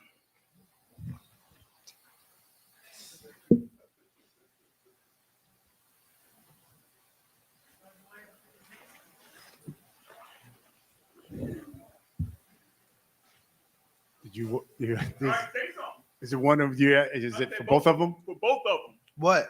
He wants you to state your case. State your case for being the face of boxing. I ain't the face of boxing, fam. I'm just somebody that box. That's what your boy said. So don't come over here talking about his nigga in the face about that ain't what your boy said something totally different just then. That's what your boy said. I got the receipts, I got it time stamped and everything. Lord have mercy. Yeah, man, so anyway, back to what I was saying, American boxing has become celebrity boxing. We got celebrity boxing matches right now. So that's what it is. We got to put butts in seats. That's just where we at. Jake Paul just was able to come in the game and expose American boxing for who he is, for what it is. You got some motherfuckers in here really throwing hands, doing some real shit. And you got other motherfuckers, you get what I'm saying? They undisputed in the eye test. You get what I'm saying? So, anyway, did I go here? Hold on. I got a couple of more. I got a couple of more to show y'all. Did I show y'all this one? Did I show y'all this one? Hold on, let me see. Did I show y'all? Oh, this the Eddie Hearn right here. And hold on, let's go. Let's go to Fast Car Eddie. I do not own the rights to this material. It's for education purposes only. In answer to your question, Terence Crawford against Jaron Ennis, for me, is the best fight in American boxing. But it needs to be a payday for Crawford that would get him interested, because Crawford knows how good Boots is. And I'm not saying that Crawford thinks he's going to lose to Boots, but he knows that is a real fight. But for me, Boots is the new Crawford. We've just got to go out and get the fights to show how great he is. What do you think of Dana's comments regarding him? Fight. But for me... You heard what he said? He said Boots is the new Crawford. He said for me, that was key for him. That would get him interested, because Crawford knows how good Boots is. And I'm not saying that Crawford thinks he's going to lose to Boots, but he knows that is a real fight. But for me, Boots is the new Crawford. We've just got to go out and get the fights to show how great he is. So he's attaching Boots and the Crawford, which is a disservice to Boots. So what he said, he got the T-Move Crawford. He got the T-Move. See, he got the T-Move Crawford. See, with the T-Move, yeah, dog. What we gotta do? See, we gotta compare you to Crawford. See, you switch it now. So what we're gonna do now? Get what I want you to do. Call Canelo. Call him and tell him that you want to come in and spar with him and train with him to get him ready for Crawford, so you can give him the same looks that Crawford gonna give. And so Canelo went in the ring because Canelo thought he was gonna beat Crawford because he sparred with the T-Move version of Crawford. They got the T-Move Crawford, right? Shout out to Boots, but you the T-Move version. So they got the T-Move version of Crawford. And he thought that shit he learned from the T-Move Crawford was going to translate to him beating the real Crawford. When he got in there with the real Crawford, he saw the shit that he learned from the T-Move Crawford wasn't working. True. Yeah. That's what happened. That's why Canelo looked confused. People were like, damn, man, I ain't never seen Canelo look like that. Because Canelo picked up some bad habits. He was training with the imitation Crawford. He was training with the imitation Crawford. The T-Move Crawford, that shit that's made in China. Anything made in China is cheap and gonna break down.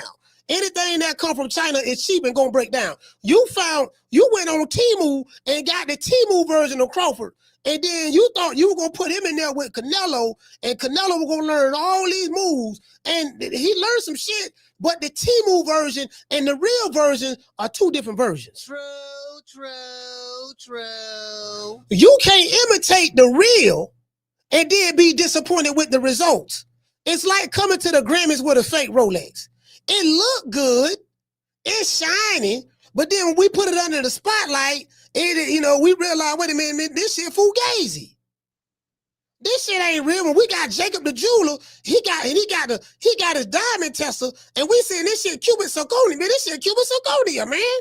I thought you should shine bright like a diamond, man. I thought you told me what you got the bezel, you got the iced out bezel, that shit falling off and all that shit there. You get what I'm saying? It looked like the. You get what I'm saying? It looked like it, but it ain't the real thing. True. Yeah. Pretty much that's it, man. Y'all know what time it is. Phone lines on. You want to talk some shit? Call me. Start some shit, bitch. Sup, fool? You gonna talk shit about me, homie? Where you from? Hundreds of niggas is waiting for your motherfucking call, and they all talking shit about you right now.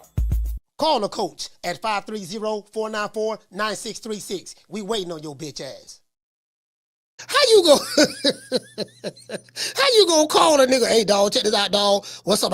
Guess what? I'm the secret weapon that you need, dog. I'm the secret weapon that you need, nigga. Let me come in the camp, nigga. I'm gonna show you how to whoop this nigga. You gonna show me how to whoop that Boots? Yeah, I'm gonna show you how to whoop that nigga, man. Fuck that nigga Crawford, dog. I'm trying to tell you, don't even worry about it, dog. I'm Boots. You better ask nigga about me. I'm Boots, nigga. Boots. You better ask about me, nigga. I'm gonna switch it up. Okay, all right, come to the camp. Yeah, I'm gonna show you. Nello, when the nigga do this what you do, right? When the nigga do this, when he set up like this here, now, do what he do. Now eventually he gonna switch to the other side. When he switch to the other side, I want you to attack this way. You got to attack this way. And then he went in there and tried that shit with Bud and realized, wait a minute, man, Eddie, the shit that I learned from the Puto from Philly Boots, it's not working. They say, Carla, hold on. It's not working. Yeah, I know. Wait a minute, man. Something like wait a minute. He ain't doing none of that shit. He ain't doing none of that shit. We saw a training camp with Boots. What is he doing? Hey, T, let's try to figure it out. They don't know what's going on. Shout out to Mr. T. Hey, okay. He said, don't get this sucker no statue. Give him guts. Oh, shout out to Ryan. Hey, okay. Salute you, fam. He say, Tank fans down bad. Lord have mercy. Shout out to Mr. Nice. Hey, okay.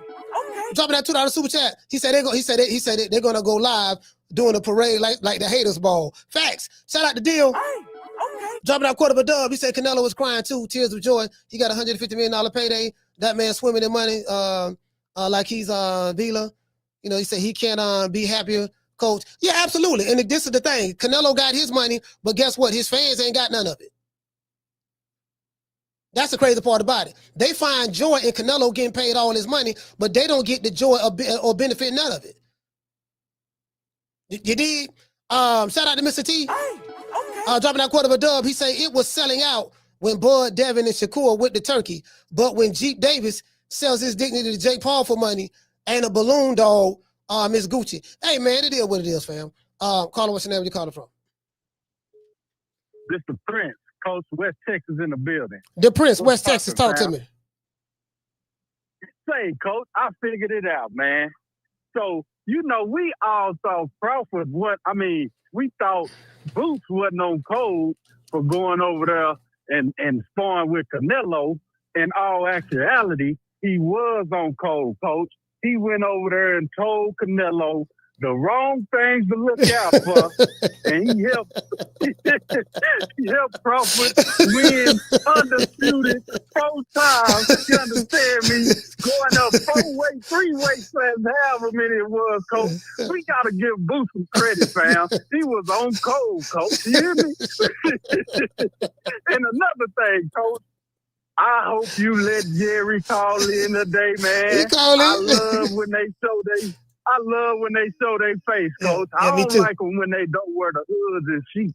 You understand me? I like them to be right out up front, Coach. Yeah, me too. Yeah, man, we got to give Boots his credit too, man. Boots helped Crawford beat Canelo. The boy was on cold, Coach. That's my call, fam. Hey, salute, fam. Hey, you know what? That's the way of looking at it too, dog.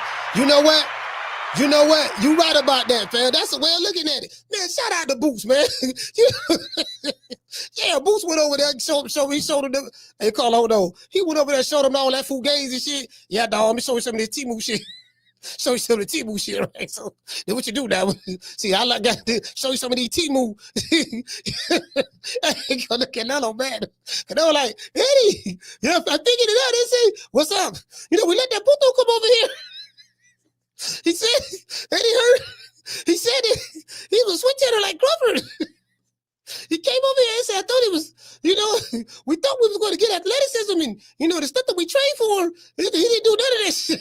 That's why you can't be breaking that fugazi in there, man. Like, you don't know what this dude going to do. This dude, biggest strength is he's a chameleon. He's a chameleon in the ring. Like he does, like if you look at the Canelo fight, look at the Sean Porter fight, look at the Errol Spence fight. He beat those guys 3 different ways. The way he beat Sean Porter, he beat Errol Spence differently. The way he beat Errol Spence, he beat Marjamov differently. The way he beat Marjamov, or you want to go back to Errol Spence, he beat Canelo differently. The man fighting 3 different styles. I'm gonna whoop you different when I whoop him. It's hard to prepare for that shit. Carter, what's your name? Where you calling from? Oh, it's just Joey from Baltimore. I'm tired of you niggas.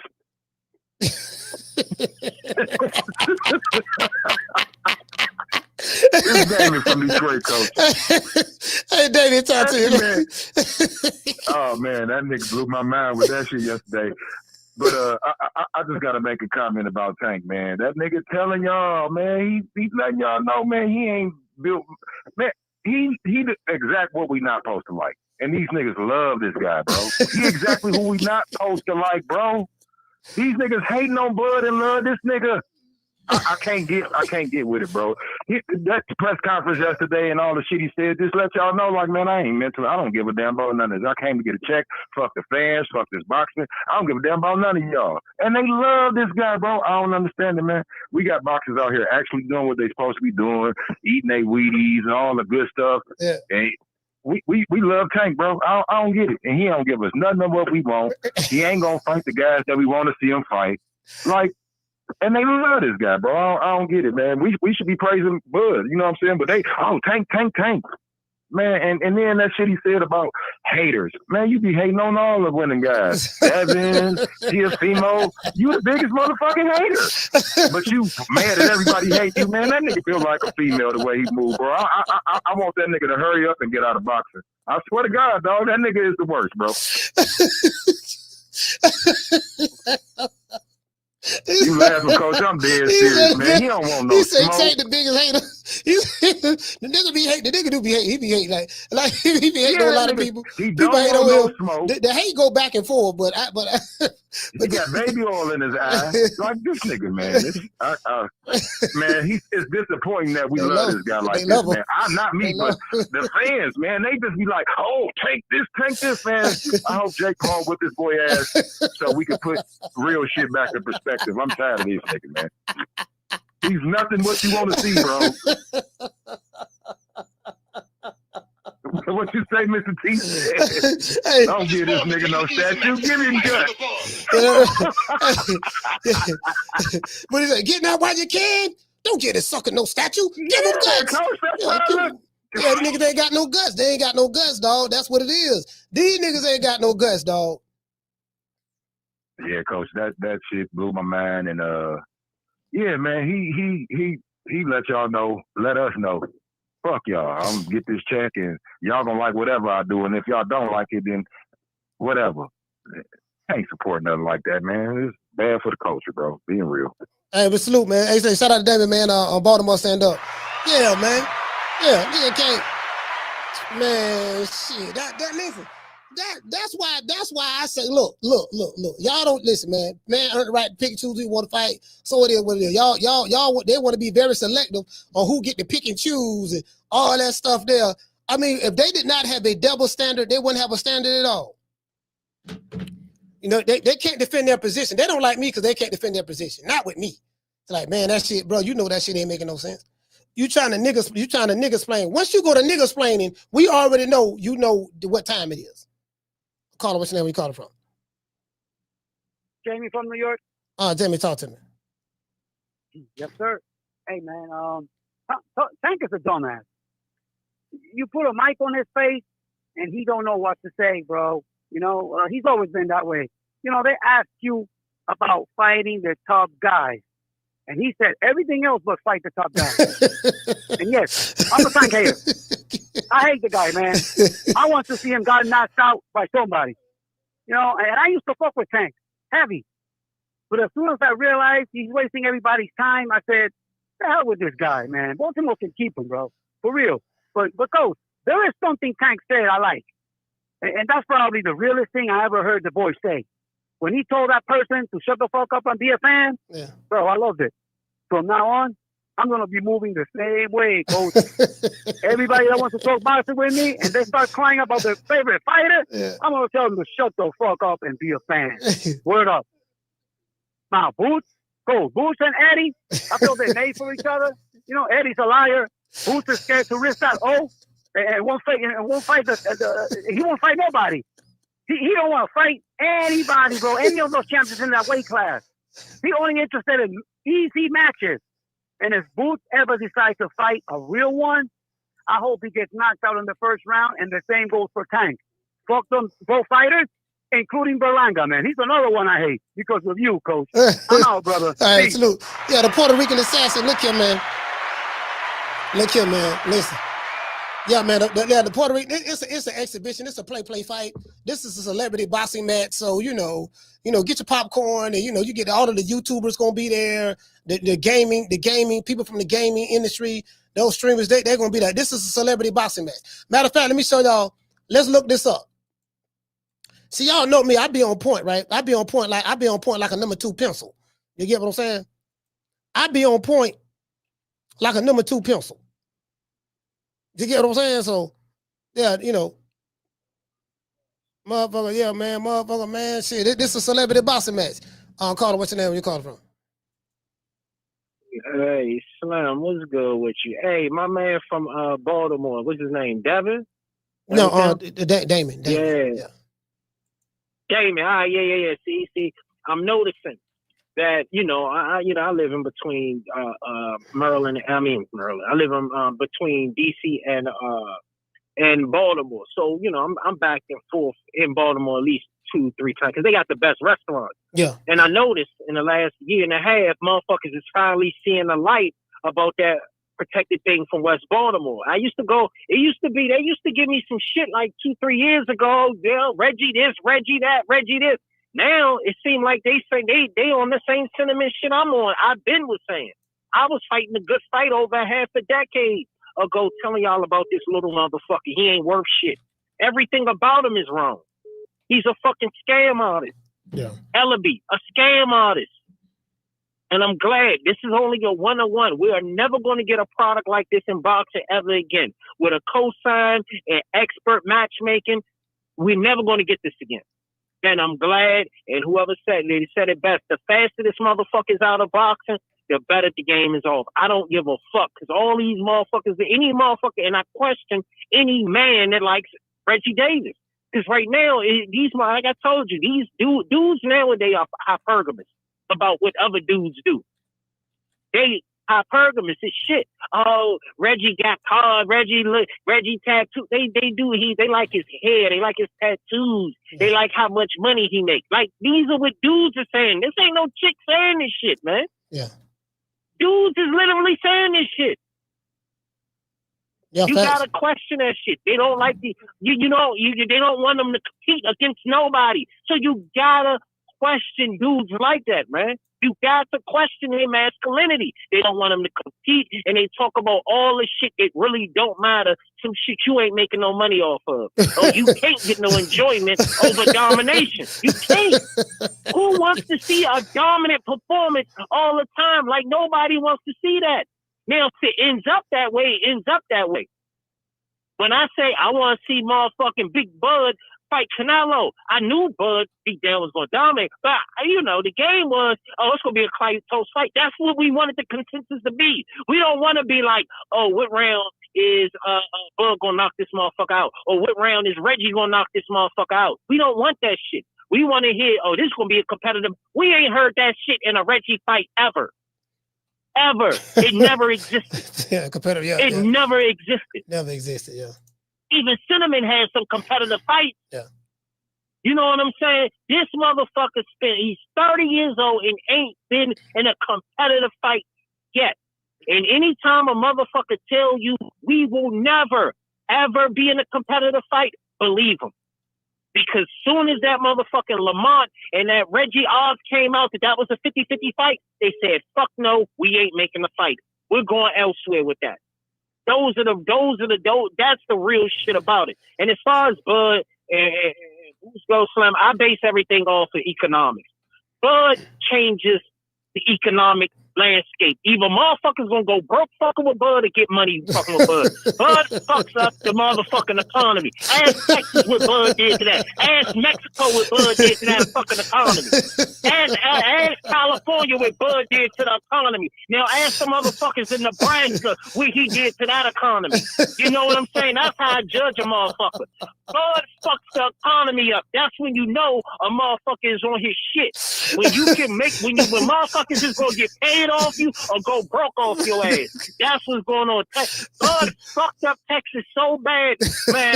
The welfare system with damn near. They couldn't even deal with all the motherfucking evictions and the short sales they had in Texas fucking with Bud. They couldn't deal with it. The mortgage and all that shit. Motherfuckers, your houses caught liens. Same shit happening in Mexico right now. Same shit happening in California right now. Slim, this shit is bad, man. This shit is bad. All because of a motherfucker from Nebraska did this shit. And them motherfuckers in Nebraska eating good. They've been eating fish every weekend free. Since how many years they been eating fish for free? 2 years. It's been 2 Protein years. up, all that shit. Hey, Rob, boy, you probably can't see the show, bro. It was so good. Oh, listen, I'm still. I got in my hand. I got a Spitz pack in my hand. I still got the Spitz pack. I got the good green. I still got Spitz packs over here. Yeah, 2 years later. 2 years later. You fuck around. You know what I'm saying? Omaha motherfuckers smoking good. They paying their mortgages. They got low interest rates. Everything going good in Omaha. You see, that's how I judge a motherfucker who runs shit. Boots ain't gonna never have that. Ain't gonna never have that. Cinnamon had that run. You know, Cinnamon had that shit. But other than that, motherfucker, these other motherfuckers ain't gonna have it like that, Mo. And it is, I'm an economist, so that's how I look at shit. You know, first thing I talk about is the money. But that's it, Mo. I'm out. My money, and I ain't bragging about no other Bama's money. My money.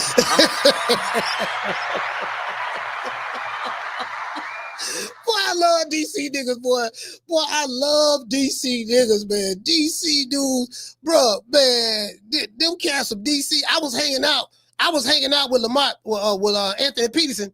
Well, Anthony Peterson. When I was in Vegas, I was hanging out with Ant Peterson. I got an interview coming up with him too. Man, bro, Ant. The DC niggas are some of the realest cats you gonna meet. I'm telling you, bro. They straight shooters. I'm talking about the ones that I met. They just straight shooters, fam. Shout out to Gavin. Dropping that quarter of a dub. He said, boy, 4 times lineal champ, 3 times undisputed 5 division champ, and just beat Canelo. Boots fighting. We'll say Wisma Lima. Stop it, Eddie. Man, bro, you can't make this up. You honestly can't make this up, fam. I get what Eddie trying to do, but it's bad at this point. Down from the bar, there's a platform stage. People pimping, sharp as razor blades. All right, caller got to call back, man. Caller got to call back. Somebody will call it in. They on the phone now. Caller got to call back. Yeah, look here, man. Y'all, listen, man. Y'all got that. See, that what got Canelo ad whooped, man. You can't be going in there with the T-move. You can't be going there with the T-move version of a fighter. You can't be going in there with the T-move version of the fighter, and then goddamn it, and then think you're gonna get prime results. Caller, what's your name? You calling from? Hey, what's up, Coach? It's D-Tap from North Carolina. Oh, D-Tap, North Carolina. Talk to me. Hey, Coach, listen, man. So now, sources say, Coach, are you telling me sources say that Boots called Canelo's camp and say, "Hey, man, listen, man, I can show you everything." Yeah, no. Guess what the source is? The source was Canelo.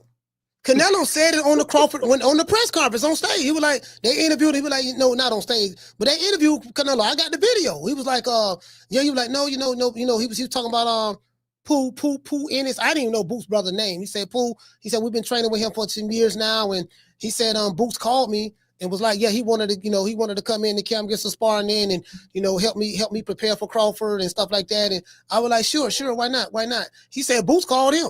Now sources say. Hold on, sources say this how it went. So, Coach, and I'm a Canelo man, but so you telling me my boy fell for the flim flam? He fell. He let Boots call him. He said, "Listen, dog, I'm gonna show you everything he gonna do, dog." And Coach, the sad thing, everybody, Coach, my phone was blowing up, Coach. Coach, my phone been blowing up. Folks been, like my man just got the phone. You had to pay niggas. Like, damn, brother, can I get you tomorrow? I mean, this folks can get you. Just tap in my pocket. But it's just neither here nor there. So, Coach, you telling me Canelo fell for the flim flam? Yeah, I don't know how he fell for that one. Yeah. I don't know what Canelo was thinking about. Man, because Coach, I don't have no degree, but at least we got a degree in flim flam. I could do better in that press conference than your boy Tank doing. Now listen, this ain't the most pitiful display of you getting all this damn money. You ain't fighting the people that your fans want you to fight. That's the first thing. You're not fighting nobody that the people want to see you fight. And then you get up there and you just I don't care, nonchalant. I don't care nothing about no legacy. You just looking for a payday. Coach, if it's me and you up there, I'm at least sell it. I'm gonna bring some people in. Now, I may get knocked out, but I'm at least bring some folks in. Coach, what's up with that? No, man, it's just that this is a clown show, fam. This is celebrity boxing. That's all it is. It's the same shit Jake Paul been doing. You know, him KSI with Misfit Boxing. That's what this is, fam. Like, it's influencer boxing. Celebrity boxing, influencer boxing, you know, people who have influence amongst people got a strong following, and you know, you got different worlds coming together. That's all this shit is, man. This ain't no, you know, it's play. And Coach, and this is how you knew Canelo. This is when Canelo knew the gig was up. You know that famous clip they've been showing all over social media where he tries to do his famous roll pullback, and Crawford pull and counted him. And Canelo looked like, what the hell? That was when he realized Boots ain't show him shit in training. He said, listen, I ain't see none of this. Where was this at when we were doing it? He said, where was this at when we were doing this fall? He said, no, he got hit so blood. He got hit so blood. He like, yeah, I'm thinking I'm about to roll it and count. He said, oh, this fool catching me clean. I mean, so Canelo, if you're watching the show, fellas, don't fall for the flim flam. You let a nigga sell your dreams. It's all good, brother. Hey, Coach, I ain't dropped my view. We know we got niggas dropping Mexican flags. Man, bro, listen, they dropping the flag. I said, you know what? I'm gonna be in Omaha this weekend, so I'm having this flag. I'm telling y'all what I'm wearing. I'm gonna have on white, red, and green. I'm representing for the Mexican flag, the brother who threw it down. I'm gonna have that bitch around my neck in the parade. I promise you that. But shout out to D-Tap, North Carolina. Stand up, salute, fam. I'm wearing that bitch though. I swear to God, I'm wearing it. I swear to God, I damn sure is. Just as show as shit stink. I'm wearing that motherfucker. Caller, what's your name? Where you calling from? Ben from Houston. Ben from H-Town, talk to me. What's going on with you, Coach? I just pressed back from off vacation. Want to make sure I do the right thing. Check in. I had to, you know, first and foremost, you gotta take care of the main business at hand. You know what I'm saying? Before you can get back to the other stuff. Man, I'm calling about, man, that Tank situation, bro. Man, I don't know what people seeing, but man, Tank really done. After this, man, I'm almost willing to bet anything, man. Tank done, man. He don't want to fight no more. He has zero interest in boxing. He just want his money, and but he been telling us that though. You know, but I hope he make better decisions than his big brother, because to my that's AB. The last thing I need to see is, man. That's the last thing I need to see is AB and Tank out there together. Yeah, man. I mean, you know what, man? You're right about that, bro. Like, yeah, it is. Now, I think Tank gonna be all right. Tank ain't gonna be like AB. Everybody learning from what AB mistakes. But shout out to Ben, man. H-Town, stand up. Salute, brother. H-Town in the house. See, this what's going on. See this was going on. Let me show y'all what this is. See, this what's going on, right? So Misfit Boxing, that's the boxing promotion, the company that KSI have over there, right? Misfit Boxing is the equivalent of MVP boxing in America with Jake the Snake. So celebrity and influencer boxing, you know, that's what Jake Paul does. Jake Paul does celebrity and influencer boxing. You get what I'm saying? So so he's gonna do these different matches. If you got the key. Hold on. Now the key to be the celebrity or influencer boxer, you have to be a celebrity and you have to be some type of influencer. If don't nobody know who the fuck you is, you ain't got to worry about joining this, trying to become a part of this. Jake Paul ain't finna call you out. You get what I'm saying? So, listen, celebrity boxing, it's more like a creative format. It's known for theatrical match styles like tag team and survivor tag boxing. Think WWE meets with dramatic in-ring rules and high entertainment value. You know what I mean? So this is what's going on. The celebrity bout drama, Netflix personality Chase Demore, top Polish influencer Nathan Macron via TKO, and a high-stakes theatrics, including Macron throwing an egg pre-fight, and followed up with the cheeky twerk in the ring. And see, these are the type of fans that Tank Davis have. He have these celebrity drama type fans, and they like shit like this. You know, they like stuff like this. You get what I'm saying? So that's what it is. They like stuff like this. You know, so this is what's going on. You know, it's a spectacle. Cross-cultural appeal. We're gonna take somebody from the boxing world and we're gonna bring them over here to the influencer boxing world, the influencer world, and, you know, make a spectacle out of it. You know, you're gonna have people arguing online about it. That's what it is. That's what it is. You get what I'm saying? You know, hog head cheese sandwich. You know, that's what's going on. That's what's going on. Matter of fact, hold on. Let's go over here. Let's see what's up, man. AB, man. God damn, boy, they don't did my dog. Nigga AB drunk. AB is drunk. He is drunk. He is drunk. That nigga blowed his money. God damn, AB. AB shooting better than a broke dick dog right now, boy. God damn, shit. I feel bad. You know, I kind of feel bad for AB, but then again, you get what I'm saying? It's kind of like, damn. You get what I'm saying? Where AB at? AB, where you at, fam? Do I got you over here? Do I have AB over here? No, that ain't AB. Where AB at? I thought I had AB. I thought I had AB a video of AB on here drunk. Somebody had sent it to me. I thought I saved it. I guess I ain't saved it. Yeah, AB, man, AB drunken in Cooter Brown, man. AB all in the restaurant, stumbling and shit. You know what I mean? Like, brother, man, I'm like, man, how you went from, bro, like, yeah, man, he fucked up. AB fucked up, man. He fucked up.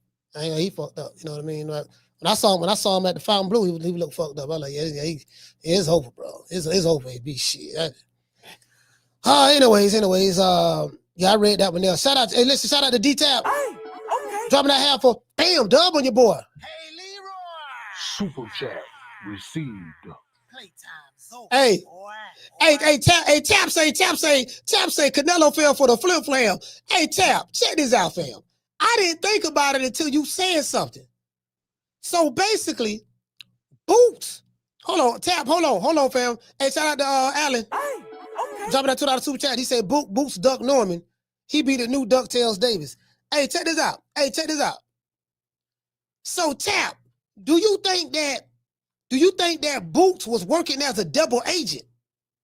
You know, because Tap might be right. He really was on cold. Boots was going deep undercover. And he was working so when he called Canelo to say, I want to volunteer my services to help you get prepared to kick Terence Crawford's ass. So basically, Boots was acting as a double agent to go over there to learn all of Canelo's moves. And then he went back and reported it back to Team Crawford. Is that what y'all saying happened? True. Chastity said no. Hey, Schoolo said hell no. So hold on, Chastity. Hold on now. Wait a minute now. Hold on, child. I want you to open your third eye for a minute. Open your third eye. I want you to look at this objectively. Is there a possibility? Is there a possibility that Boots infiltrated? You know, he went over there. Who said that? That was the prince said that was me who said that. Shout out to the prince. Yeah, shout out to the prince. The prince said that. Yeah, okay, you're right about that. Sorry about that, fam. Is it a possibility that he infiltrated? He went over there, found all of Canelo's moves, then he went back to Bud and say, Bud, look, this the move he gonna do. Now when he step forward like this here and he bring his lead foot forward, he gonna throw the backhand. So Boots gave up the secrets. Did Boots give up the I dare so to see how he helped him. I'm like, bro, I don't know what y'all were working on, Canelo, but whatever y'all worked on, that shit didn't work. Caller, what's your name? You calling from? Yo, what up, Coach? M1. M1, talk to me. Yes, that's exactly what happened. Everybody fell asleep. Boots went over there, and that's exactly what Boots did, bro. I've been saying that shit for a minute. I don't know why people ain't, catch on. He went over there and told Bud all the secrets about the Cinnamon Kid. Man, shout out to the fucking best boxer I've seen in my generation with my own two eyes. I know what I've seen. And if I'm a fanboy for greatness, fuck yeah, I'm a fanboy for greatness. I know what I've seen. on that TV, bro. That shit was crazy. And yo, you know what's crazy? Bro, I'm 55 years old. I haven't had a fight in like 35 years, 40. I don't even know, bro. It was a long time ago. And I almost had a fight that day that he was fighting over saying something over tick with one of my friends, bro. In somebody else's house. I was like, holy shit. I was like, this is amazing to me. But yo, coach, this shit is crazy, these fans. See, bro, I'm fucking 50. I'm born 1970, bro. I ain't fucking had a fight in years. Coach, can you believe, bro? Somebody want to fight you? Serious, bro. Well, somebody wanted to fight you? Bro, because I said that he was a fucking, that he was ducking Shakur, and they're supposed to be my friend, bro. Like, coach, I'm fucking 55 years old, bro. I ain't fighting nobody over no fucking boxing, bro. Oh, my God. Oh, so you think I'm lying, bro. So you call everything I love, bro. So you call Tank a duck. Yeah, bro. And he was the only one that was going for Crawford when me. All my brothers was going against me. It was me and him. So I was like, yeah, you and me. And then I say some shit about Tank. And he flipped on me. I even had to tell my brother in Spanish, don't do nothing here because we in somebody's house. You know, because he got reckless with me, bro. I was like, my brother's looking like, yo, we stomped this nigga out. I'm like, no, nigga, we in, like, this is family's house. You can't do that. Yeah, stop. Yo, hey, your brother want to stop him out. Yeah, because they don't know him, bro. They don't know him like that. I know him.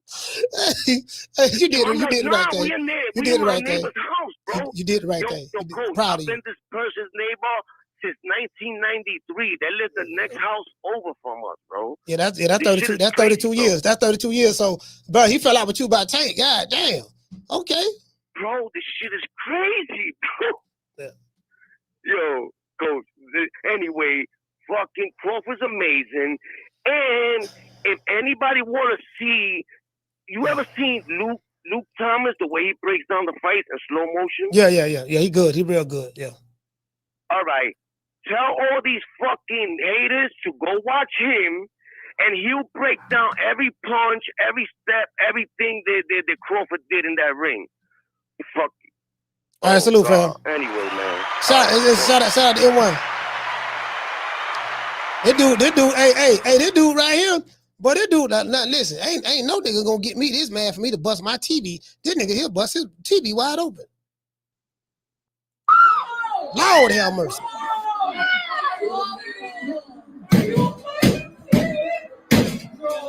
Hey, nigga bust up. Well, he lost a lot of money. But he lost a lot of money on that there, boy.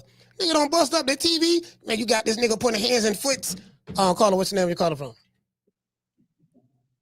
What up, Coach? Coach Eddie ATL. Coach Eddie, talk to me. What's going on, brother? Hey, on the sparring situation, I think Bud is so good that he could have went over there and sparred with Canelo. He still would have got whooped. Yeah. You know what I'm saying? Yeah. It is what it is, man. Bud is a better fighter, man. You know, so they can fight 100 times out of 100. Bud gonna win 100 times. I think that's what people is failing to realize as far as the skill that Bud possesses. You know, he's that good of a fighter, man. Bud, that Canelo can't beat.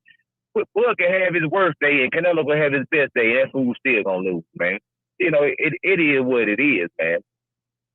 Now, for Eddie Hearn, right, with the boot situation. Now, if Eddie Hearn for real about the boot situation, what he need to do, he need to pony up the money, give up $50, $75 million and put your boy in there with him and see what he can do. You know, and if he lose and when he lose, you can just say he was too young. So the same thing did for Canelo when he fought Mayweather. You know what I'm saying? It ain't gonna hurt his career. A life to fall, but don't hurt your career.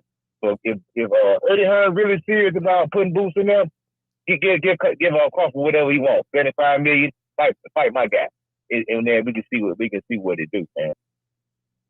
All right, well, shout out to Coach at the ATL. Stand up. Go ahead. All right. I seen the real thing. A Nick sack. I was on a boxing show, and the dude hit the Zoom call, not the Zoom call, but the StreamYard. And Coach, you ain't gonna believe this. Everything that you said, This dude was arguing about Tank, and guess what popped up? His mama. This dude was at his mama house. His mama asked who he on the phone when we were arguing with, and guess what else he was doing? He was smoking weed, and he was threatening. He was threatening the whole time. No, man, no, for real. What channel? What channel that was? I was on Drew's Titan channel, and they was talking about Tank. That dude hit the goddamn link, and this dude was smoking Reggie, and his mama was in the background.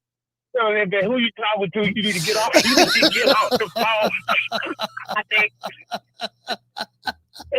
I swear to God, and that dude, he started threatening. He started threatening Drew. Like he was gonna pull up on him. He was gonna beat him up.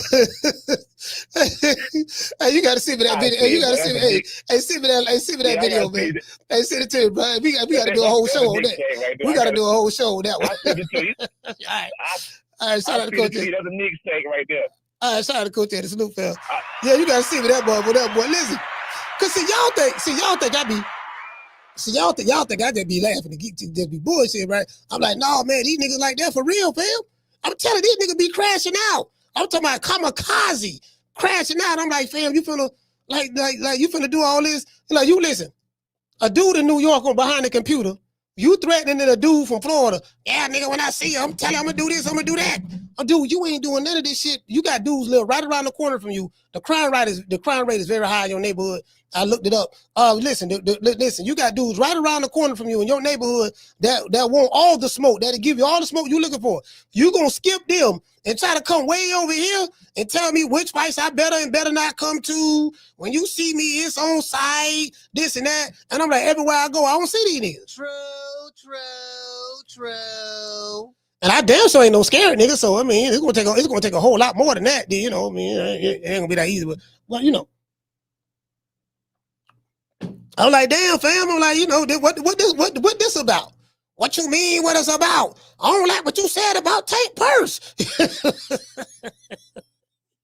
All right, so you gonna crash out over a purse, fam? You know, I'm just saying, dog. I don't like what you said. Okay, all right, this too shall pass. I'm pretty sure that this is not the first time that you have ever heard something that you didn't, this is not the first time you ever heard somebody say something that you didn't like.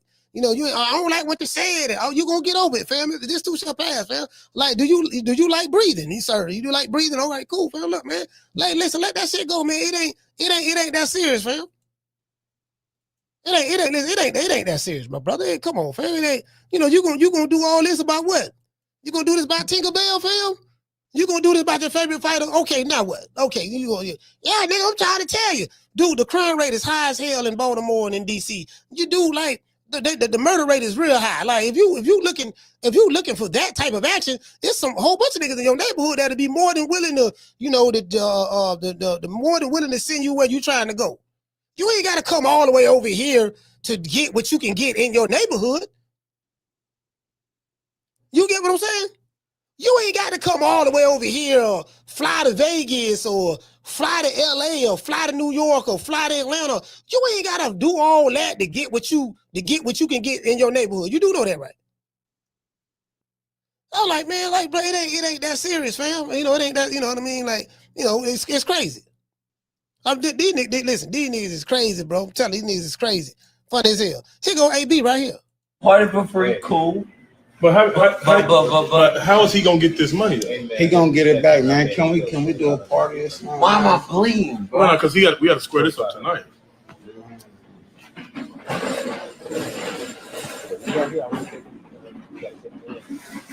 Adrien Broner drunk. Now this how he was at the Fountain Blue. This how he was at the Fountain Blue in Vegas. I was like 5 feet away from him. I was just looking at him, dog. And I walked off. I couldn't. I mean, call him. What's your name? You called from?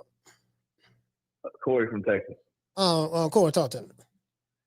Yeah, so that ain't gonna be long. Everything you were saying when you were saying the monologue, I was saying with you. It's just like you know, in the motherfucker, you've got plenty of experience in life with all type of people. You know what I mean? Just from the stories you tell us. When a motherfucker start talking about everything else but the question you ask, they know deep down. They know deep down inside they already wrong, or they already doing some shit they know they ain't supposed to do. And instead of just acknowledging it, so they start talking about everything. He started talking about y'all talking about people's personal life, and saying, "Hey nigga, he asked you, are you gonna fight Shakur tonight?" Wasn't nobody talking nothing about nothing else. I asked you a straight up question. You know what I'm saying? Yeah. It's like asking your homeboy, "You got the 100 for me?" Yo, look what happened, man. So when we was back at the block, you remember when I told you that one chick did this and that, and it's like, nigga, I asked you, did you have my 100 that you was gonna give me? Like, you already knew he was wrong. And before I get out of here, Coach, did you see that new video from AB where he was about to get arrested for the $2,000 tab or whatever? Yeah, I'm playing it right now. Oh, okay, yeah. Because I was just sitting there saying, like, damn, wasn't Coach just telling us this what he was seeing with his own eyes? Yeah. You know, some people say this, Coach, like he needs to be arrested and go to jail and sit down. But he's already been arrested and been to jail, and he's sat down a bunch of times in his career. At some point, he got to say to himself, I give a shit more about my kids and being there for their high school graduation and their prom and shit than I care about myself. That's my call, Coach. Salute. Yeah,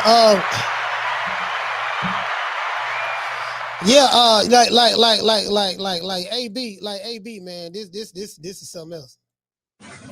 Yeah, y'all taking me away.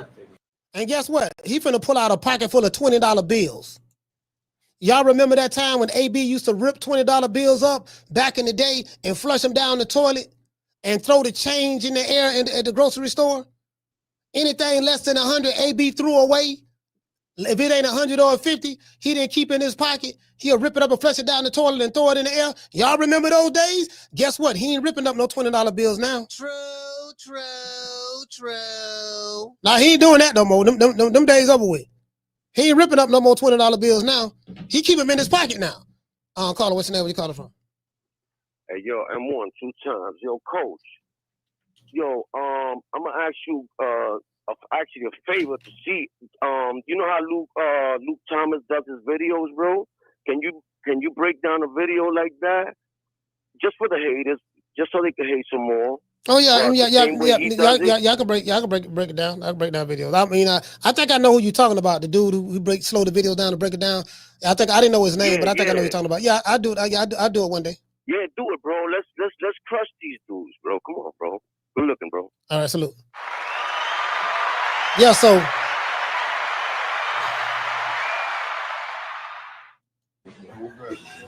Bro, I know you. AB, you don't want, bro. You're not from there, You ain't working on it, shit, bro. I know you can't.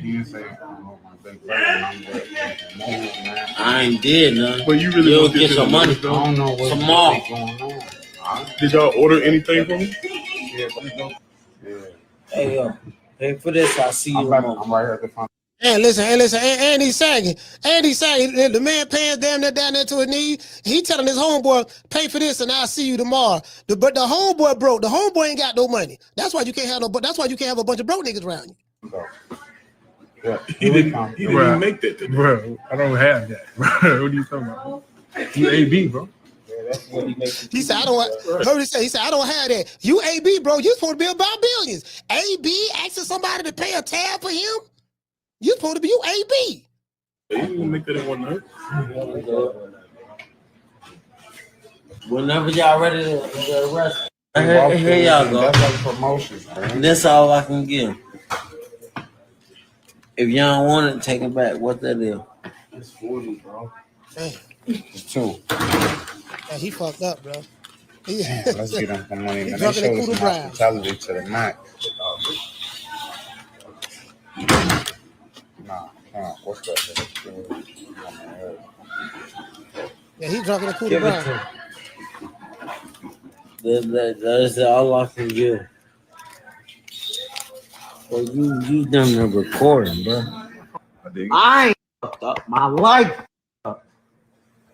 I ain't gonna lie. Since we've been out here, man, ain't nobody charged us to come through and kick and give us. That's what I'm saying, bro. I don't do this, bro. I would have stayed here until he shot me, bro. We can do a party for free, cool. But how is he gonna get this money though? He gonna get it back, man. Can we do a party or something? Bro, hey fam. A lot of people say they feel bad for AB. I'm not gonna lie to you. I do not feel bad for him. I'm gonna tell you why. He had it. He had it, dog. He had it. He had an opportunity that most human beings on the planet Earth, regardless of their race, religion, culture, color, or creed, would never get. He had it. He had the world in his hands. He was with the PBC, just with Al Heyman, with Floyd Mayweather, you know, Jay-Z, you know, you told, you know, there's all the stuff. Like, you had it, bro. You were so busy wanting to be a donkey in the ass and be a clown. Like, you, and everybody was praising you for being ignorant. Nigga, that's AB. AB a fool. Let that man live his life. He can do what he want to do. Now, them same niggas who was saying that, now they talking about some, oh, man, we need to feel bad for AB, man. Look at AB. We feel bad for him, man. He need help. But when you had people trying to tell him, man, stop doing that clown shit, man. Like, you gonna pay for that shit later on, fam. Stop doing all that clown shit. This shit ain't good for you. Well, Al Heyman trying to talk to him for what I heard, and Floyd and all them stuff there, he ignored all of that. He living his life the way he want to live his life. So if AB is fucked up, drunk, pissy drunk, that's how he wants to be. If he like it, I love it. True. Yeah, if he like it, I love it. If he like it, I love it. That's what he want. If that's what he want, let the man enjoy himself. Let him enjoy himself. He earned the right to live his life the way he want to live his life. I don't feel sorry for him at all. I'm just being dead ass serious. I don't feel sorry for him at all. Listen, man, he living his life the way he want to live his life. When I saw the nigga at the Fountain Blue, he was drunk at the bar. He had like 4 niggas around him. You know, I'm just saying. It was a whole bunch of people that was there. They'll tell you. Shit, you get what I'm saying? I'm saying when I saw him like, it was probably like 2 in the morning, about 2, 3 in the morning. You know what? It was about 2 in the morning. About 1, it was like between like 1:30, it was like between 1 and 2 o'clock in the morning Vegas time. Cause I was downstairs by the bar at the Fountain Blue. Around that time. Was it around that time? Yeah, it was after 12. I think it was definitely after 12. I forgot exactly what time, but I know it was after 12 because I went upstairs to see Bud. I saw Bud. It was the day before the weigh-in. And I came back downstairs. I went over there by the bar, and everybody was over there by the bar, and I was just, I was taking pictures and shit. A lot of people who watched the show was like, "Yeah, man, we watched the show, Coach, man. First time meeting this and that. We're taking pictures and stuff." And I think me and his cousin, somebody. Let's see, I was with Shabazz. Was I with Shabazz? Shabazz, Wayne, me, Shabazz, Wayne. Yeah, Wayne was over there. Yeah, but the man, you get what I'm saying? I'm telling you, bro, like, the man living his life, bro. The man living his life how he want to live his life. So if he like it, I love it. This what he want for his life, so be it. He have a right to do that. He have a right to join life. Like y'all say, y'all can't tell a man what to do with his money. Y'all can't tell a man how to live his life. So guess what? Keep that same energy. We're not going to tell him what to do with his money. Not going to tell him what to do with his life. He let him do what he want to do with it. True. Hey, shout out to D-Tap. Hey, okay. Dropping that quarter of a dub. He said, AB said, take it or leave it, Coach. Yeah, take it or leave it. Take it or leave it. You get what I'm saying? Yeah, that's over with. Anybody who think Adrien Broner coming back, you can forget it. He watched. But this ball been taking the easy matches. Fight another ball. He watched. That's over with. He watched. You dig? We must internalize the flatulation of the matter by transmitting the effervescence of the Indonesian proximity in order to further segregate, to preclude on the issue of world domination would only circumcise the revelation that reflects the aphrodisiac symptoms which now perpetrates the Jericho's activation. Yeah, man, it is what it is, man. It is what it is, man. It is what it is. Like this is hilarious. This is hilarious. This is hilarious. You get what I'm saying? So it is what it is. It is what it is. Shout out to Gordon. Gordon, what's going on, fam? He said, who cares about a boxer's lifestyle? Let's get back to the sport of boxing. There's a lot of people who care. A lot of people who follow celebrities, who worship celebrities. They care about the fighter's lifestyle. Everybody don't feel the way you feel. You get what I'm saying? You represent yourself. You don't represent others. A lot of people do care about the fighter's lifestyle. You see these niggas arguing all day about how much money they fighter making, and because they living their life vicariously through that person. When you got somebody who's living their life vicariously through their favorite celebrity fighter, then I mean, it is what it is. Oh, he go to mariachi band that Bud used. Okay. Okay.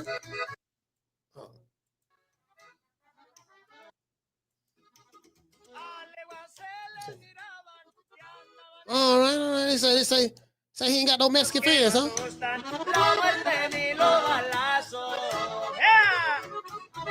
Okay. All right. You shook up the boxing world. Yes, sir. Compa. You shook up the boxing the boxing world. What you got to say to the fans, everybody who's supporting you? And I appreciate all the fans that support me and my team.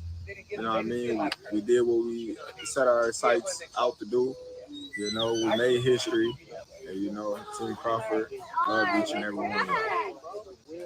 Compa.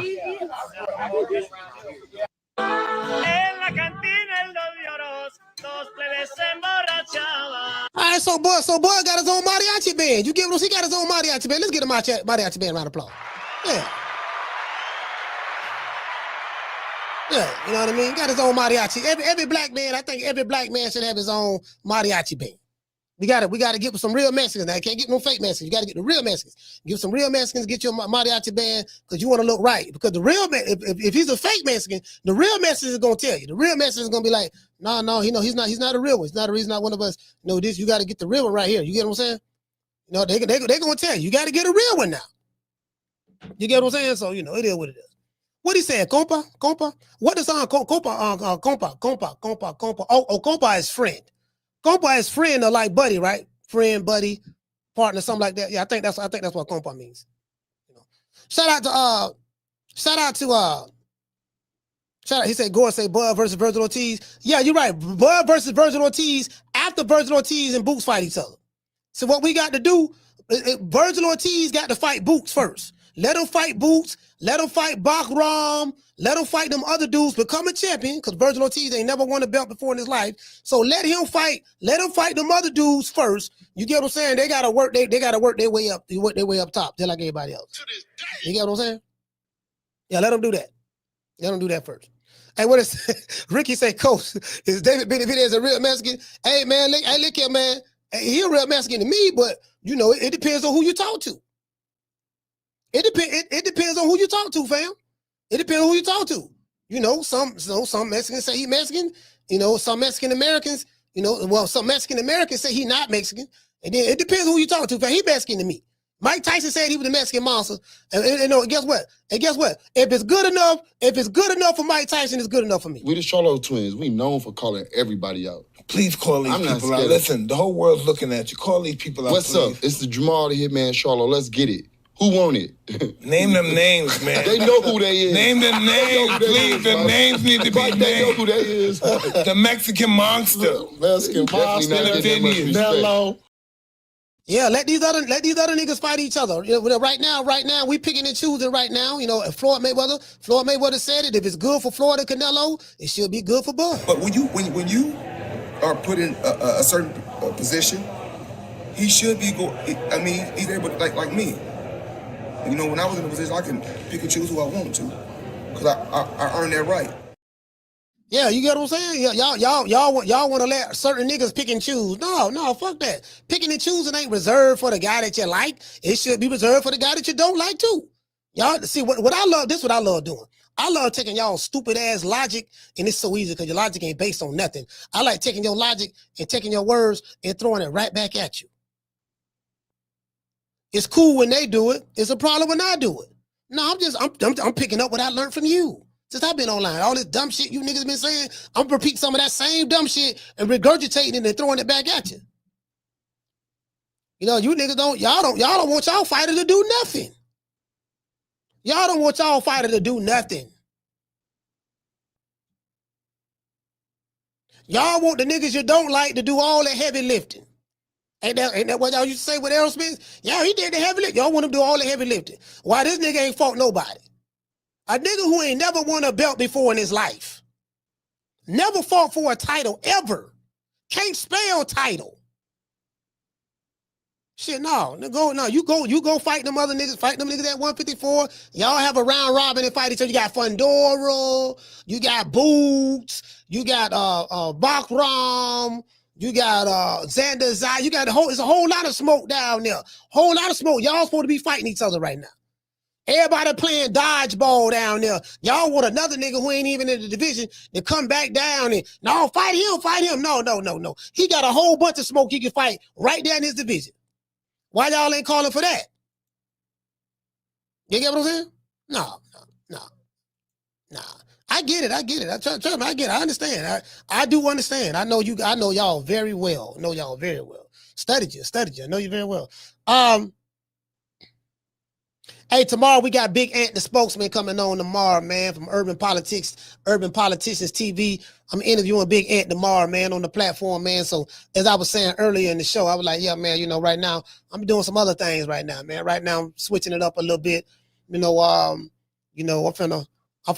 politic. I'm finna start politicking in a whole nother lane. You get what I'm saying? I fuck with Big Ant. I met him when I was in Houston.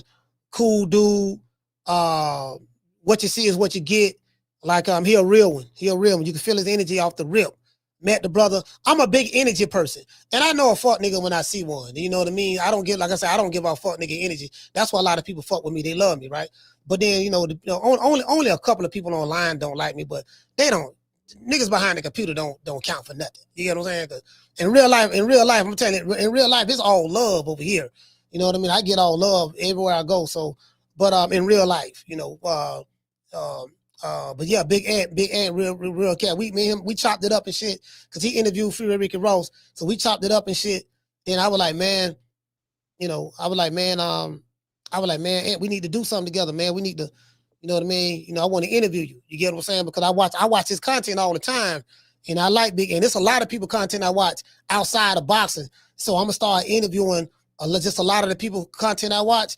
I'm gonna start interviewing them and stuff like that. So, shout out to MREC TV. I met MREC as well. MREC TV cool as hell too. MREC cool dude. MREC cool dude. You get what I'm saying? So, shout out to the Prince. He said Big Ant already, coach. Oh yeah. I fought a Big Ant. Yeah. Jason, follower of Christ. Salute to you, fam. hey, shout out to Nate the Great in this bitch. You know what I mean? Nate the Great is here. You get what I'm saying? So it is what it is. It is. Listen, it is what it is. Nate the Great is here. Yeah, man. They be switching up, bro. They be switching up. That's what they do. They listen. These double standards and triple standards and quadruple standards they have is funny. The level of hypocrisy is funny to me. James say, Coach, Bud will never be the B-side ever again. I mean, B-side, A-side, B-side, whatever. Just cut the check, shit. He got 50 this fight, next fight. Next fight. I'm gonna be honest with you. For me, I wouldn't mind seeing him and Canelo. Like, what does Canelo go from here and what does Bud go from here? I wouldn't mind seeing both of them fight again. Y'all fight again. Bud will probably get paid 100 this time. You know what I mean? Get that 100 mil from Turkey. You get what I'm saying? Tell Canelo you got to take 50. You got to take a $50 million hit because you lost to him. So you're going to rematch, get a shot at your titles back, get your belts back. You know what I mean? We're going to give you 50 less. You're going to get 100, he going to get 100. And then y'all go at it, he the A side. That's it. You know what I mean? So that's it. I mean, it is what it is. Like if I'm Canelo, I go back, I run it back, try to get my belts back. If I'm Canelo, that's what I do. I run it back, try to get my belts back. But it's up to him. It's up to him. Whatever he want to do.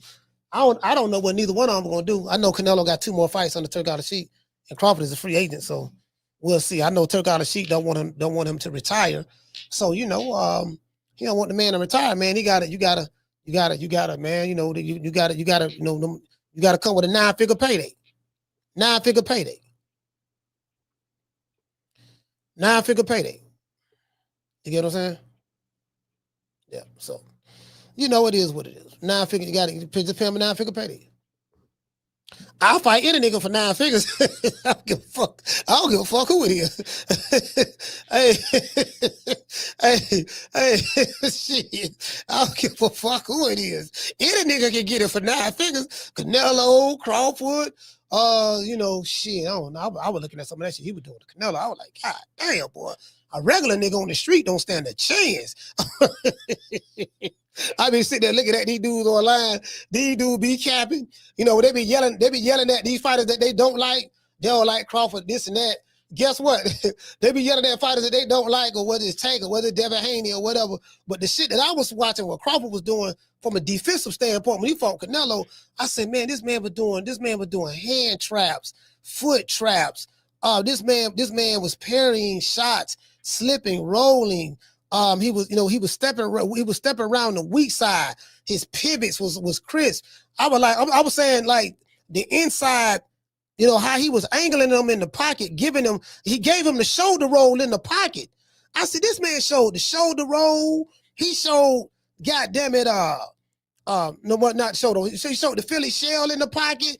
He showed so many different dimensions. I said, damn, he showed how he can box on the outside. He showed how he can box mid-range, and he showed how he can box on the inside. And I'm like, this man is beating you in every aspect, every phase of the fight. He's beating you on the outside, beating you mid-range, and he's beating you doggone inside the pocket where you like to bang at. I say, man, yeah, man. True. Yeah, I was like, yeah, man. Oh, talking about an old nigga, 38 years old, ain't fought nobody. He fought nobody. An old nigga ain't fought nobody. Coming off of shoulder surgery, inactive, and chinny. That's what they said, right? Chinny, inactive, shoulder surgery. Almost 40 years old and ain't fought nobody. Yeah. Hey, how that worked out? Let's give everybody a round of applause. Yeah. How that worked out? Hey man, y'all got. Hey, I remember. Somebody put out a report with the Hollenbaugh. What he said. Yeah, man. Rumor report. Terence Crawford injured his shoulders. He injured his shoulder in training camp. Matter of fact, I retweeted it. Cause I knew it was a lie. Cause I talk to Bud all the time, but I knew it was a lie. I said, these motherfuckers just be making shit up, bro. They just say anything for clicks and views. And they put this shit out there. Yeah, man, he hurt his shoulder before the fight. And then I'm looking at the comment section. These motherfuckers believe anything that somebody put on the internet. Yeah, dog, I can hear the excuse from the buddies now. As soon as he lose, when Canelo knocked Bud out, they're going to go to talking about, yeah, man, Bud had a bad shoulder and all that stuff there. In his best, in his... You guys believe I'm not fucking going anywhere. Win, lose, in his best, in his worst, in his awful, I will always be a fucking Canelo fan. Congratulations to Crawford. Canelo is still the best. I don't give a fuck what any of you guys say. I'm not going anywhere. Canelo's still the face of boxing. Crawford winning don't mean shit because he's still not going to be the face of boxing. I'm not fucking going anywhere. You guys really thought you guys get rid of me? Nope. Absolutely not. Yeah, well, she's standing 10 toes down. Let's see, she's standing, hold on, let me see what's up.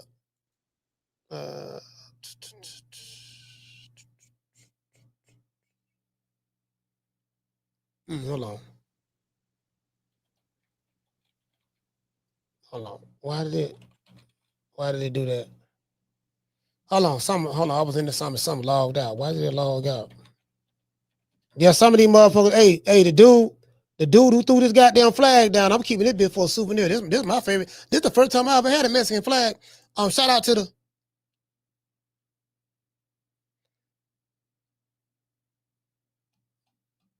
All right, hold on. Let me look and see what the fuck going on. And this the first time I ever had a Mexican flag. I like it too. I'm wearing red, green, and white. Goddamn sure will. I'm representing for La Raza at the parade. You can believe that. Yeah, you can believe that. I'm representing goddamn motherfucker. They switching out, throwing the flag down and shit.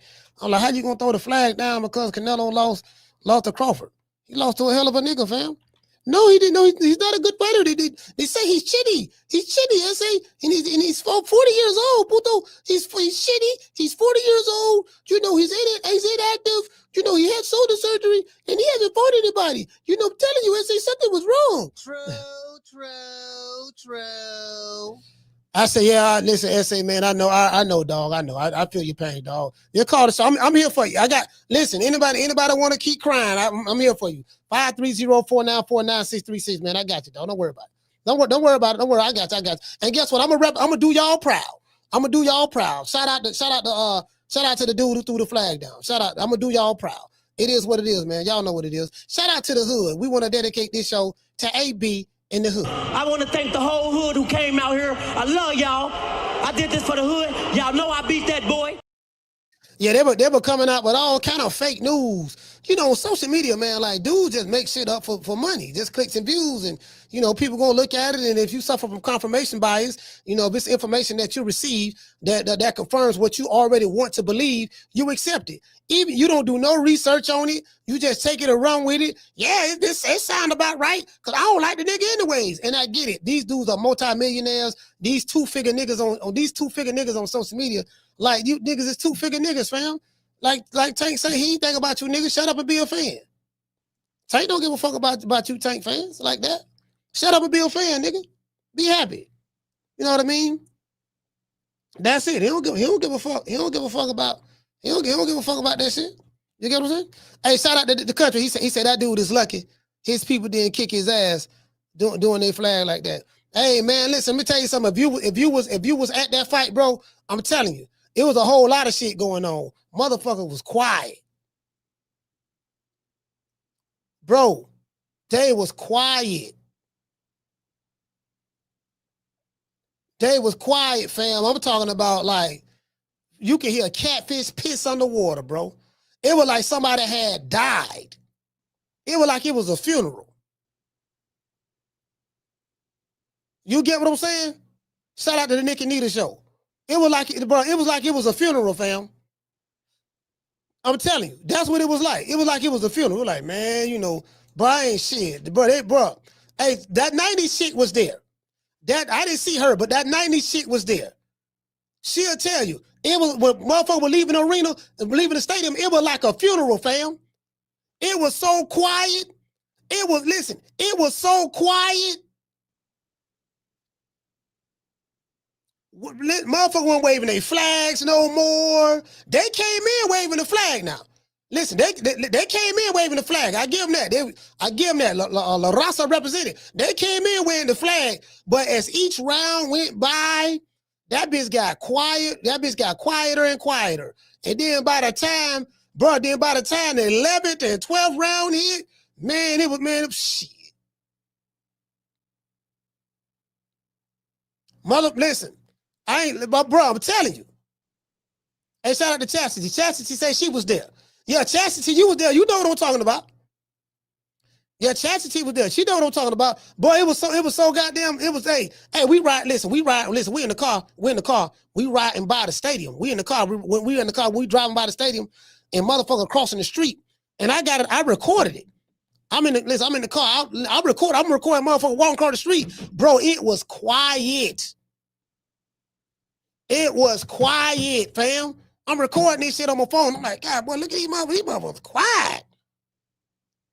Mother got their head down, you know, women crying, grown men, you know, women got to console their husbands because he cries, snot coming out of his nose, you know, and then, you know, the woman cries, she, you know, snot coming out of her nose, he got to console her, and bro, it was like, man, God damn. True.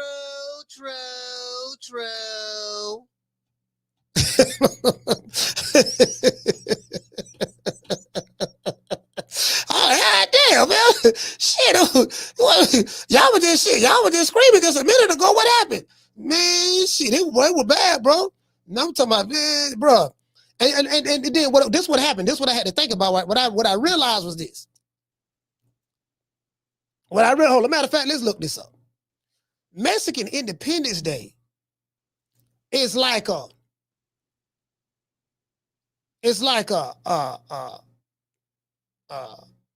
war cry you know, niggas Mexican independence. And I don't know who any of the Mexican leaders are of the past. I know who Black American leaders are, you know, of the past. I can name a whole bunch of them, but I don't know who the Mexican warriors were at that time or whatever. I don't know, but I'm hearing that, you know, Mexican Independence Day, it represents that warrior spirit, that Aztec warrior spirit, you know, from the great Mexican ancestors of the past. And when you are a fighter and you are a boxer, you are the physical from Mexico. You are the physical embodiment of that. You get what I'm saying? When you're fighting on Mexican Independence Day, you are the physical embodiment of that. When you have all the spirits of the past come together this day on Mexican Independence Day, and every breath that a Mexican warrior like a Canelo breathes, he's inhaling the ether of the Mexican warrior spirit. And to see a black man from Omaha, Nebraska, you know, just snatch that out of him in front of everybody. You get what I'm saying? Like, you know, that's a tough pill to swallow, fam. True. That's a tough pill to swallow, especially when you're told that this nigga is shitty. He ain't fought nobody. He old. And he coming off an injury, and he's inactive. So Crawford had 5 things going against him. He was inactive. He was old, older than Canelo, 40 years old. He ain't fought nobody. He's shinny. You get what I'm saying? He's shinny, and he's coming off a long layoff. He had 5 things going against him. So you know, you get what I'm saying? Let's give everybody a round of applause. Yeah. Yeah. See, that's the equivalent. A Mexican getting beat on Mexican Independence Day by a black man. That's the equivalent of Tyson Fury beating up Deontay Wilder on Black History Month, but times 10. Times 10. Do you know how you felt? All the Wilder fans, because I went for Wilder the second fight. I just knew Wilder was gonna beat Tyson Fury. I was wrong. You know, but do you remember how you felt when Tyson Fury beat Deontay Wilder in Vegas, and Wilder was walking down that aisle, and Wilder had the Black Power Rangers costume on with the skull and bones on there, and he had the 2 gay white dudes from Donalo and Crowley from the Glam Squad from Beverly Hills. He had them with him, and he had the dude from Black Lives Matter rapping, bringing him to the ring. And then when he's walking down the hallway, you saw the ancestors on the wall. We saw Malcolm X. We saw Malik El-Shabazz. We saw Sir Jonah Truth. We saw Harriet Tubman. We saw Martin Luther King. We saw doggone Huey P. Newton, Fred Hampton. We saw all the greats, Dr. Francis Cress Welsing. We saw all the great ancestors of the past on the wall, Shaka Zulu. And then the white boy come in there, Tyson Fury come in there and beat the brakes off of him. So remember how black folks felt that day when Tyson Fury did that? That's how the Mexicans feel when Crawford beat Canelo on Mexican Independence Day. That's the closest thing I can explain to you to get you to feel where they're coming from. True. Yeah. True. You get what I'm saying? So I get it. I understand. I really do understand.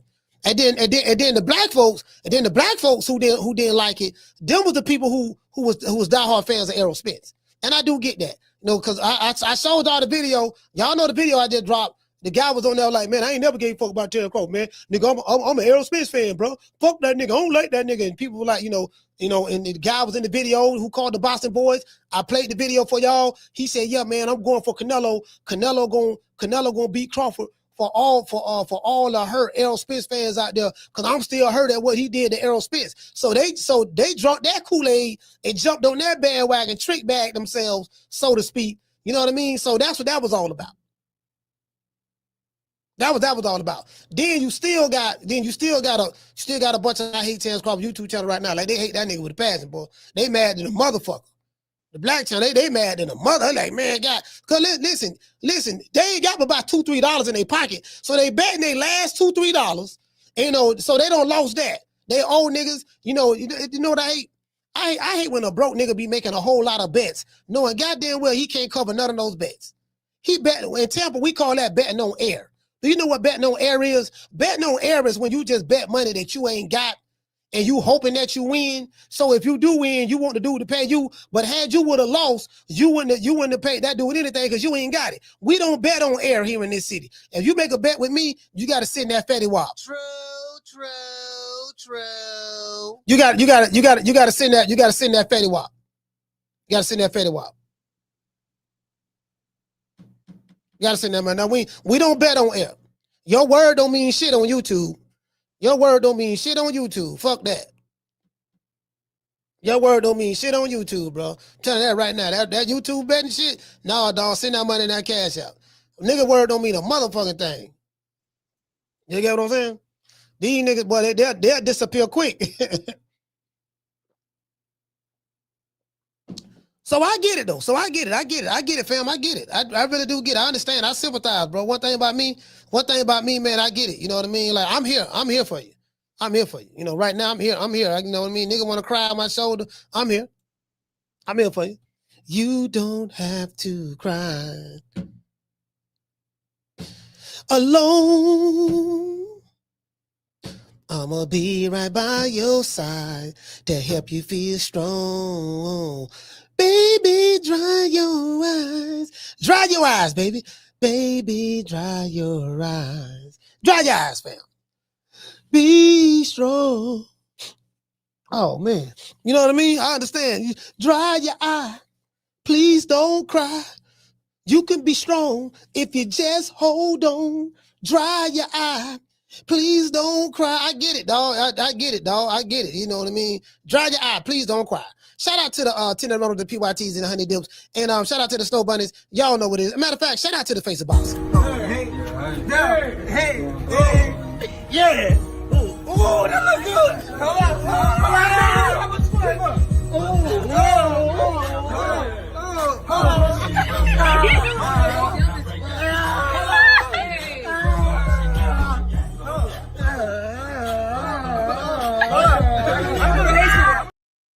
Yeah, man, just had to get that out the way. Shout out to the Tender Runners, the PYTs, and the Honey Dips. See your eyes shine, she's my snow bunny, please.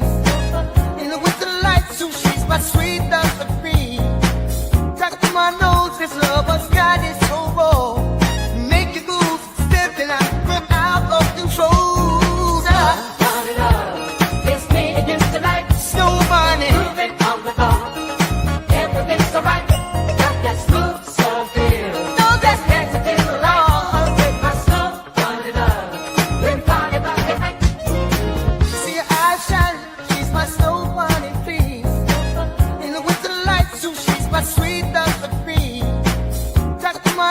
This lover's got it so raw.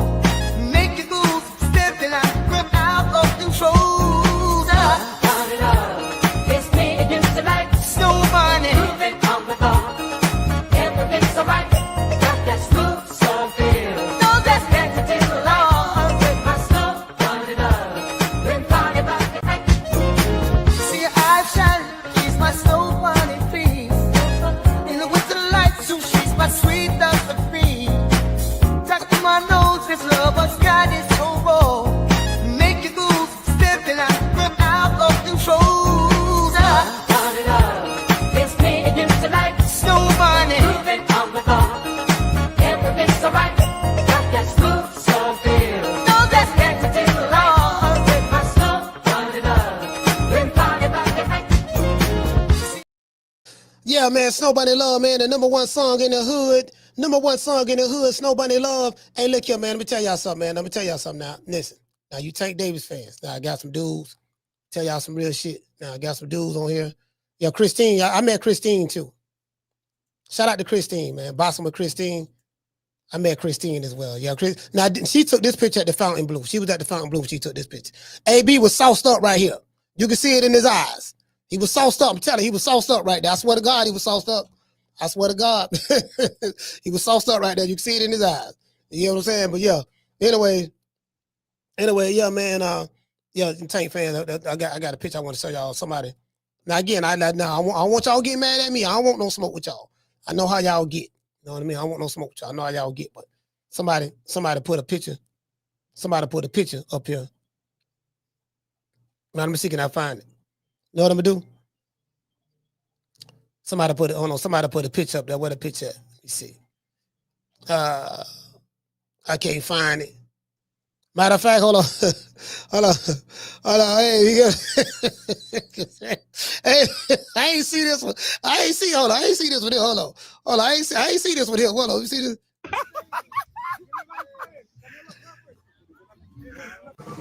Okay.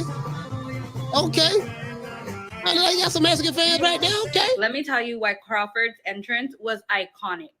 It is Mexican Independence Weekend, for one. And Crawford paid tribute to his Mexican fans by walking into La Canción del Mariachi. That song was made popular and famous back in the early 90s from the movie Desesperado, which Antonio Banderas was the main character.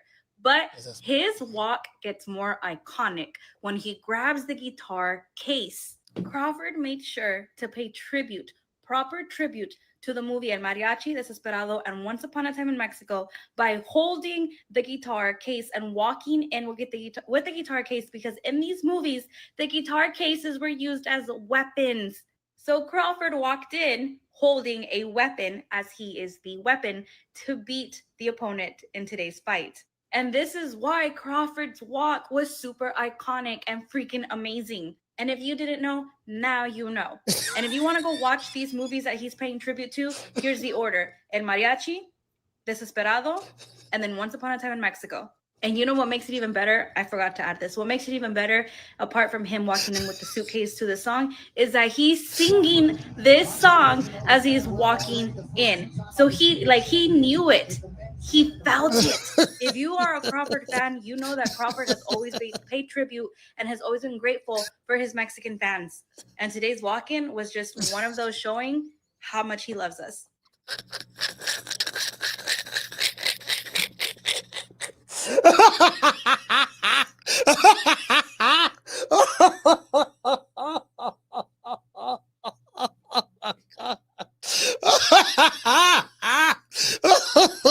You see this shit?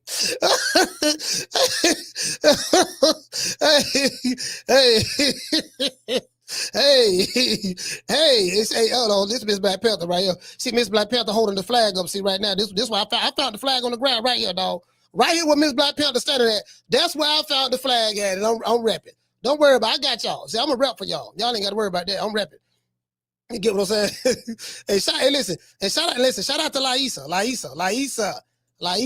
to you. Shout out to Laisa.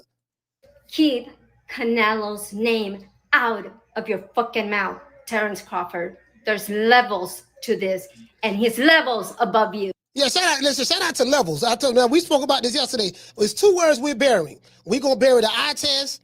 It's a couple of words we don't bury. The eye test, we don't bury that shit. No more eye test. No more. That's weight classes for a reason.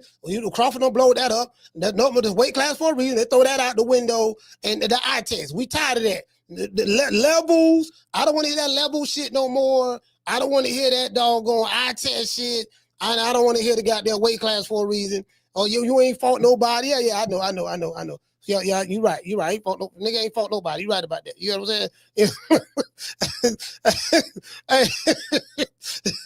Yeah, dog, he ain't fought nobody, dog. You should. This is easy win for you. The nigga ain't fought nobody. I'm telling you, dog. I don't do my research on the nigga. He ain't fought nobody, fam. He ain't fought nobody. SA. I'm telling you, dog. SA. He ain't fought nobody. Are you sure? I'm positive, fam. I'm positive. The man ain't fought nobody. I don't know, Puto. The man look pretty good. Man, don't even worry about that shit. No, I'm telling you, the man ain't fought nobody, man. The man, listen. The man been fighting bombs. But this bomb is taking the easy matches. Fight another bomb. There's levels to this. He never fought on you. He ain't never fought nobody. He ain't never fought nobody on your level before. Like he ain't never fought nobody but your skill before. You ain't got to worry about that, dog. And on top of that, we brought the secret weapon in. We brought Boots in. Boots is Crawford 2.0. That's what Eddie said. So everything that we gonna see from Boots. We gonna see from Crawford. We gonna see from Boots. Boots gonna come in here. You get what I'm saying? And we got the secret weapon. They already scared. They scared that we got Boots over here because we got somebody over here for them. So we gonna be ready. Yeah, how that worked out? True. Yeah, man. I just gotta call the spade a spade, fam. You gotta call the spade a spade, fam. Like y'all gotta stop falling for the okie doke, fam. Y'all be falling for the okie doke too much, bro. Where's that? Where that picture at? Where's that picture at? We got the commandments. I just passed that. Where that picture at? Motherfucker talking about something. I don't know why motherfucker do Tank fans like this here, man. I really don't. I don't know why motherfucker do Tank fans like this. I'm gonna have to pull it up. Matter of fact, I'm gonna pull it up. That's what I'm gonna do. I'm gonna pull it up. I'm gonna pull it up right here. I just kind of want to show this because I don't want to, you know what I mean? I don't want no smoke. I'm telling y'all right now, y'all got it. Whatever y'all say, y'all got it. Let me see. Can I find that there? Yeah, this it right here. Hold on. Yeah, this it right here. Yeah, I don't want nobody mad at me. Get mad. Hey, I swear to God, dog. I swear to God. There's a picture on YouTube. Y'all go on X. There's a picture on X. I got it. It's on my timeline. Dude posted this, said this is Tank fans. I swear to God. I will show it to you. Hold on. Let me see if I find it. Let me see if I find it. I gotta find it. I gotta see it. I'm looking for it right now. I got so much shit on my timeline. But hey, I ain't say it, dog. Don't get mad at me. I don't want nobody threatening me. Not like that, dog. I know how you niggas get out. You get what I'm saying? I'm just saying, dog. That's what they say. I ain't say it. That's what they say. It's on Twitter right now. It's on Twitter. I swear to God, it's on Twitter. I showed it on this show before. It's on Twitter. I don't post so much stuff on my timeline. That's what it is. Cause I retweeted. But they ain't got no respect for Tank fans online, boy. God damn, boy. I don't know why they do them boys like that, man. Why they do them boys like that, man? Man, damn. I'm gonna find it, man. It is what it is, man. But let me give a shout out to everybody. It's on my timeline. Shout out to Highlight Space. Master Goku. Sunday November. Shout out to JD NPR. Eddie IVS in the building. Sonny Augustine. Shout out to Nate the Great. La Jessica. Shout out to Tila. JC. Schoolo. Shout out to who else we got? Philip in the building. Y'all want no smoke, dog. I don't want no smoke. Y'all got it. Shout out to JC in the building. Superman. Let's see. We got Trey in the building. Shout out to Daniel Agnew. Jamie from New York. Sheila from H-Town. Who else we got? The lovely Miss Connie. Shout out to Chastity. $1 Trillion Dreams. Yeah, man, it is what it is. Shout out to Trenton Sparks. My sister Lisa Bells.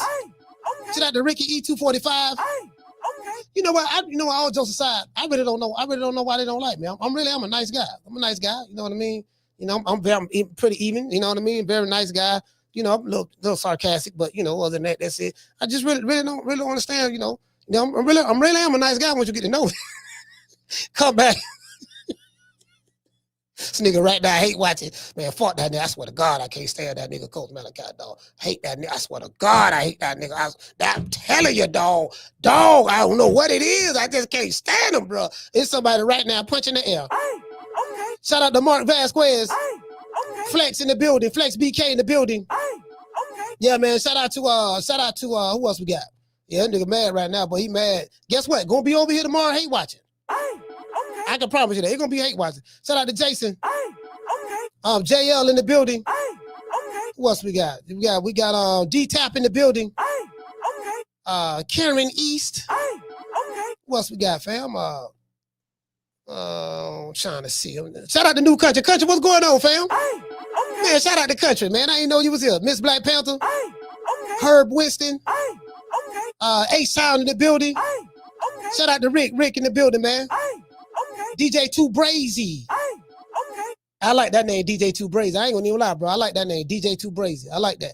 Shout out to Trenton. And everybody else I forgot, man. I apologize. Y'all know what time it is. Let's give a shout out to everybody else after these messages.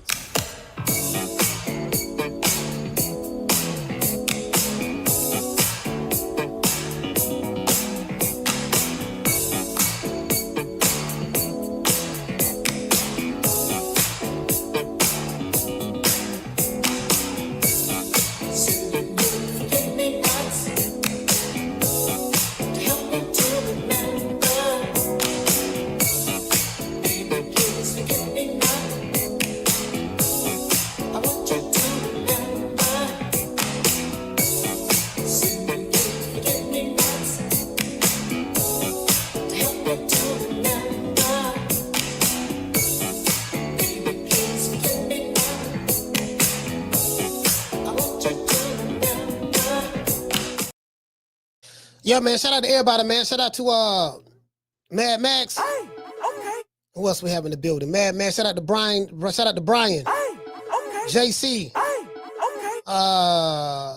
Let's see. Shout out to Nation Biz. Nation Biz, what's going on, fam? Hey, okay. Hey, you know, and again, I don't want to throw anybody under the bus. I don't want to throw nobody under the bus, but we got to throw them under the bus. Hey, okay. Shout out to Ham. Ham, what's going on, brother? Hey, okay.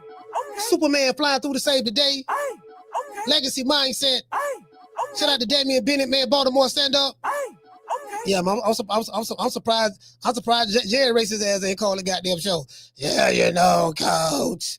That's it. I'm tired of you people. You people are getting on my damn nerves. I'm tired of you people. You know what I mean? It is what it is. I've been wanting to say this for a long time, coach. I've been holding it in my heart for a long time. Hey, when he said that, he said, you know what? Yesterday, earlier I called. I was a little bit more reserved. Not next today. I'm calling back. Now I'm gonna say what I really wanted to say. Would a motherfucker tell you? The motherfucker tell you that? Yeah, would the motherfucker tell you that, though? Believe him. Hey, okay. True. Hey, man, I catch y'all on the next one, man. You know my motto. Don't meet me there, beat me there.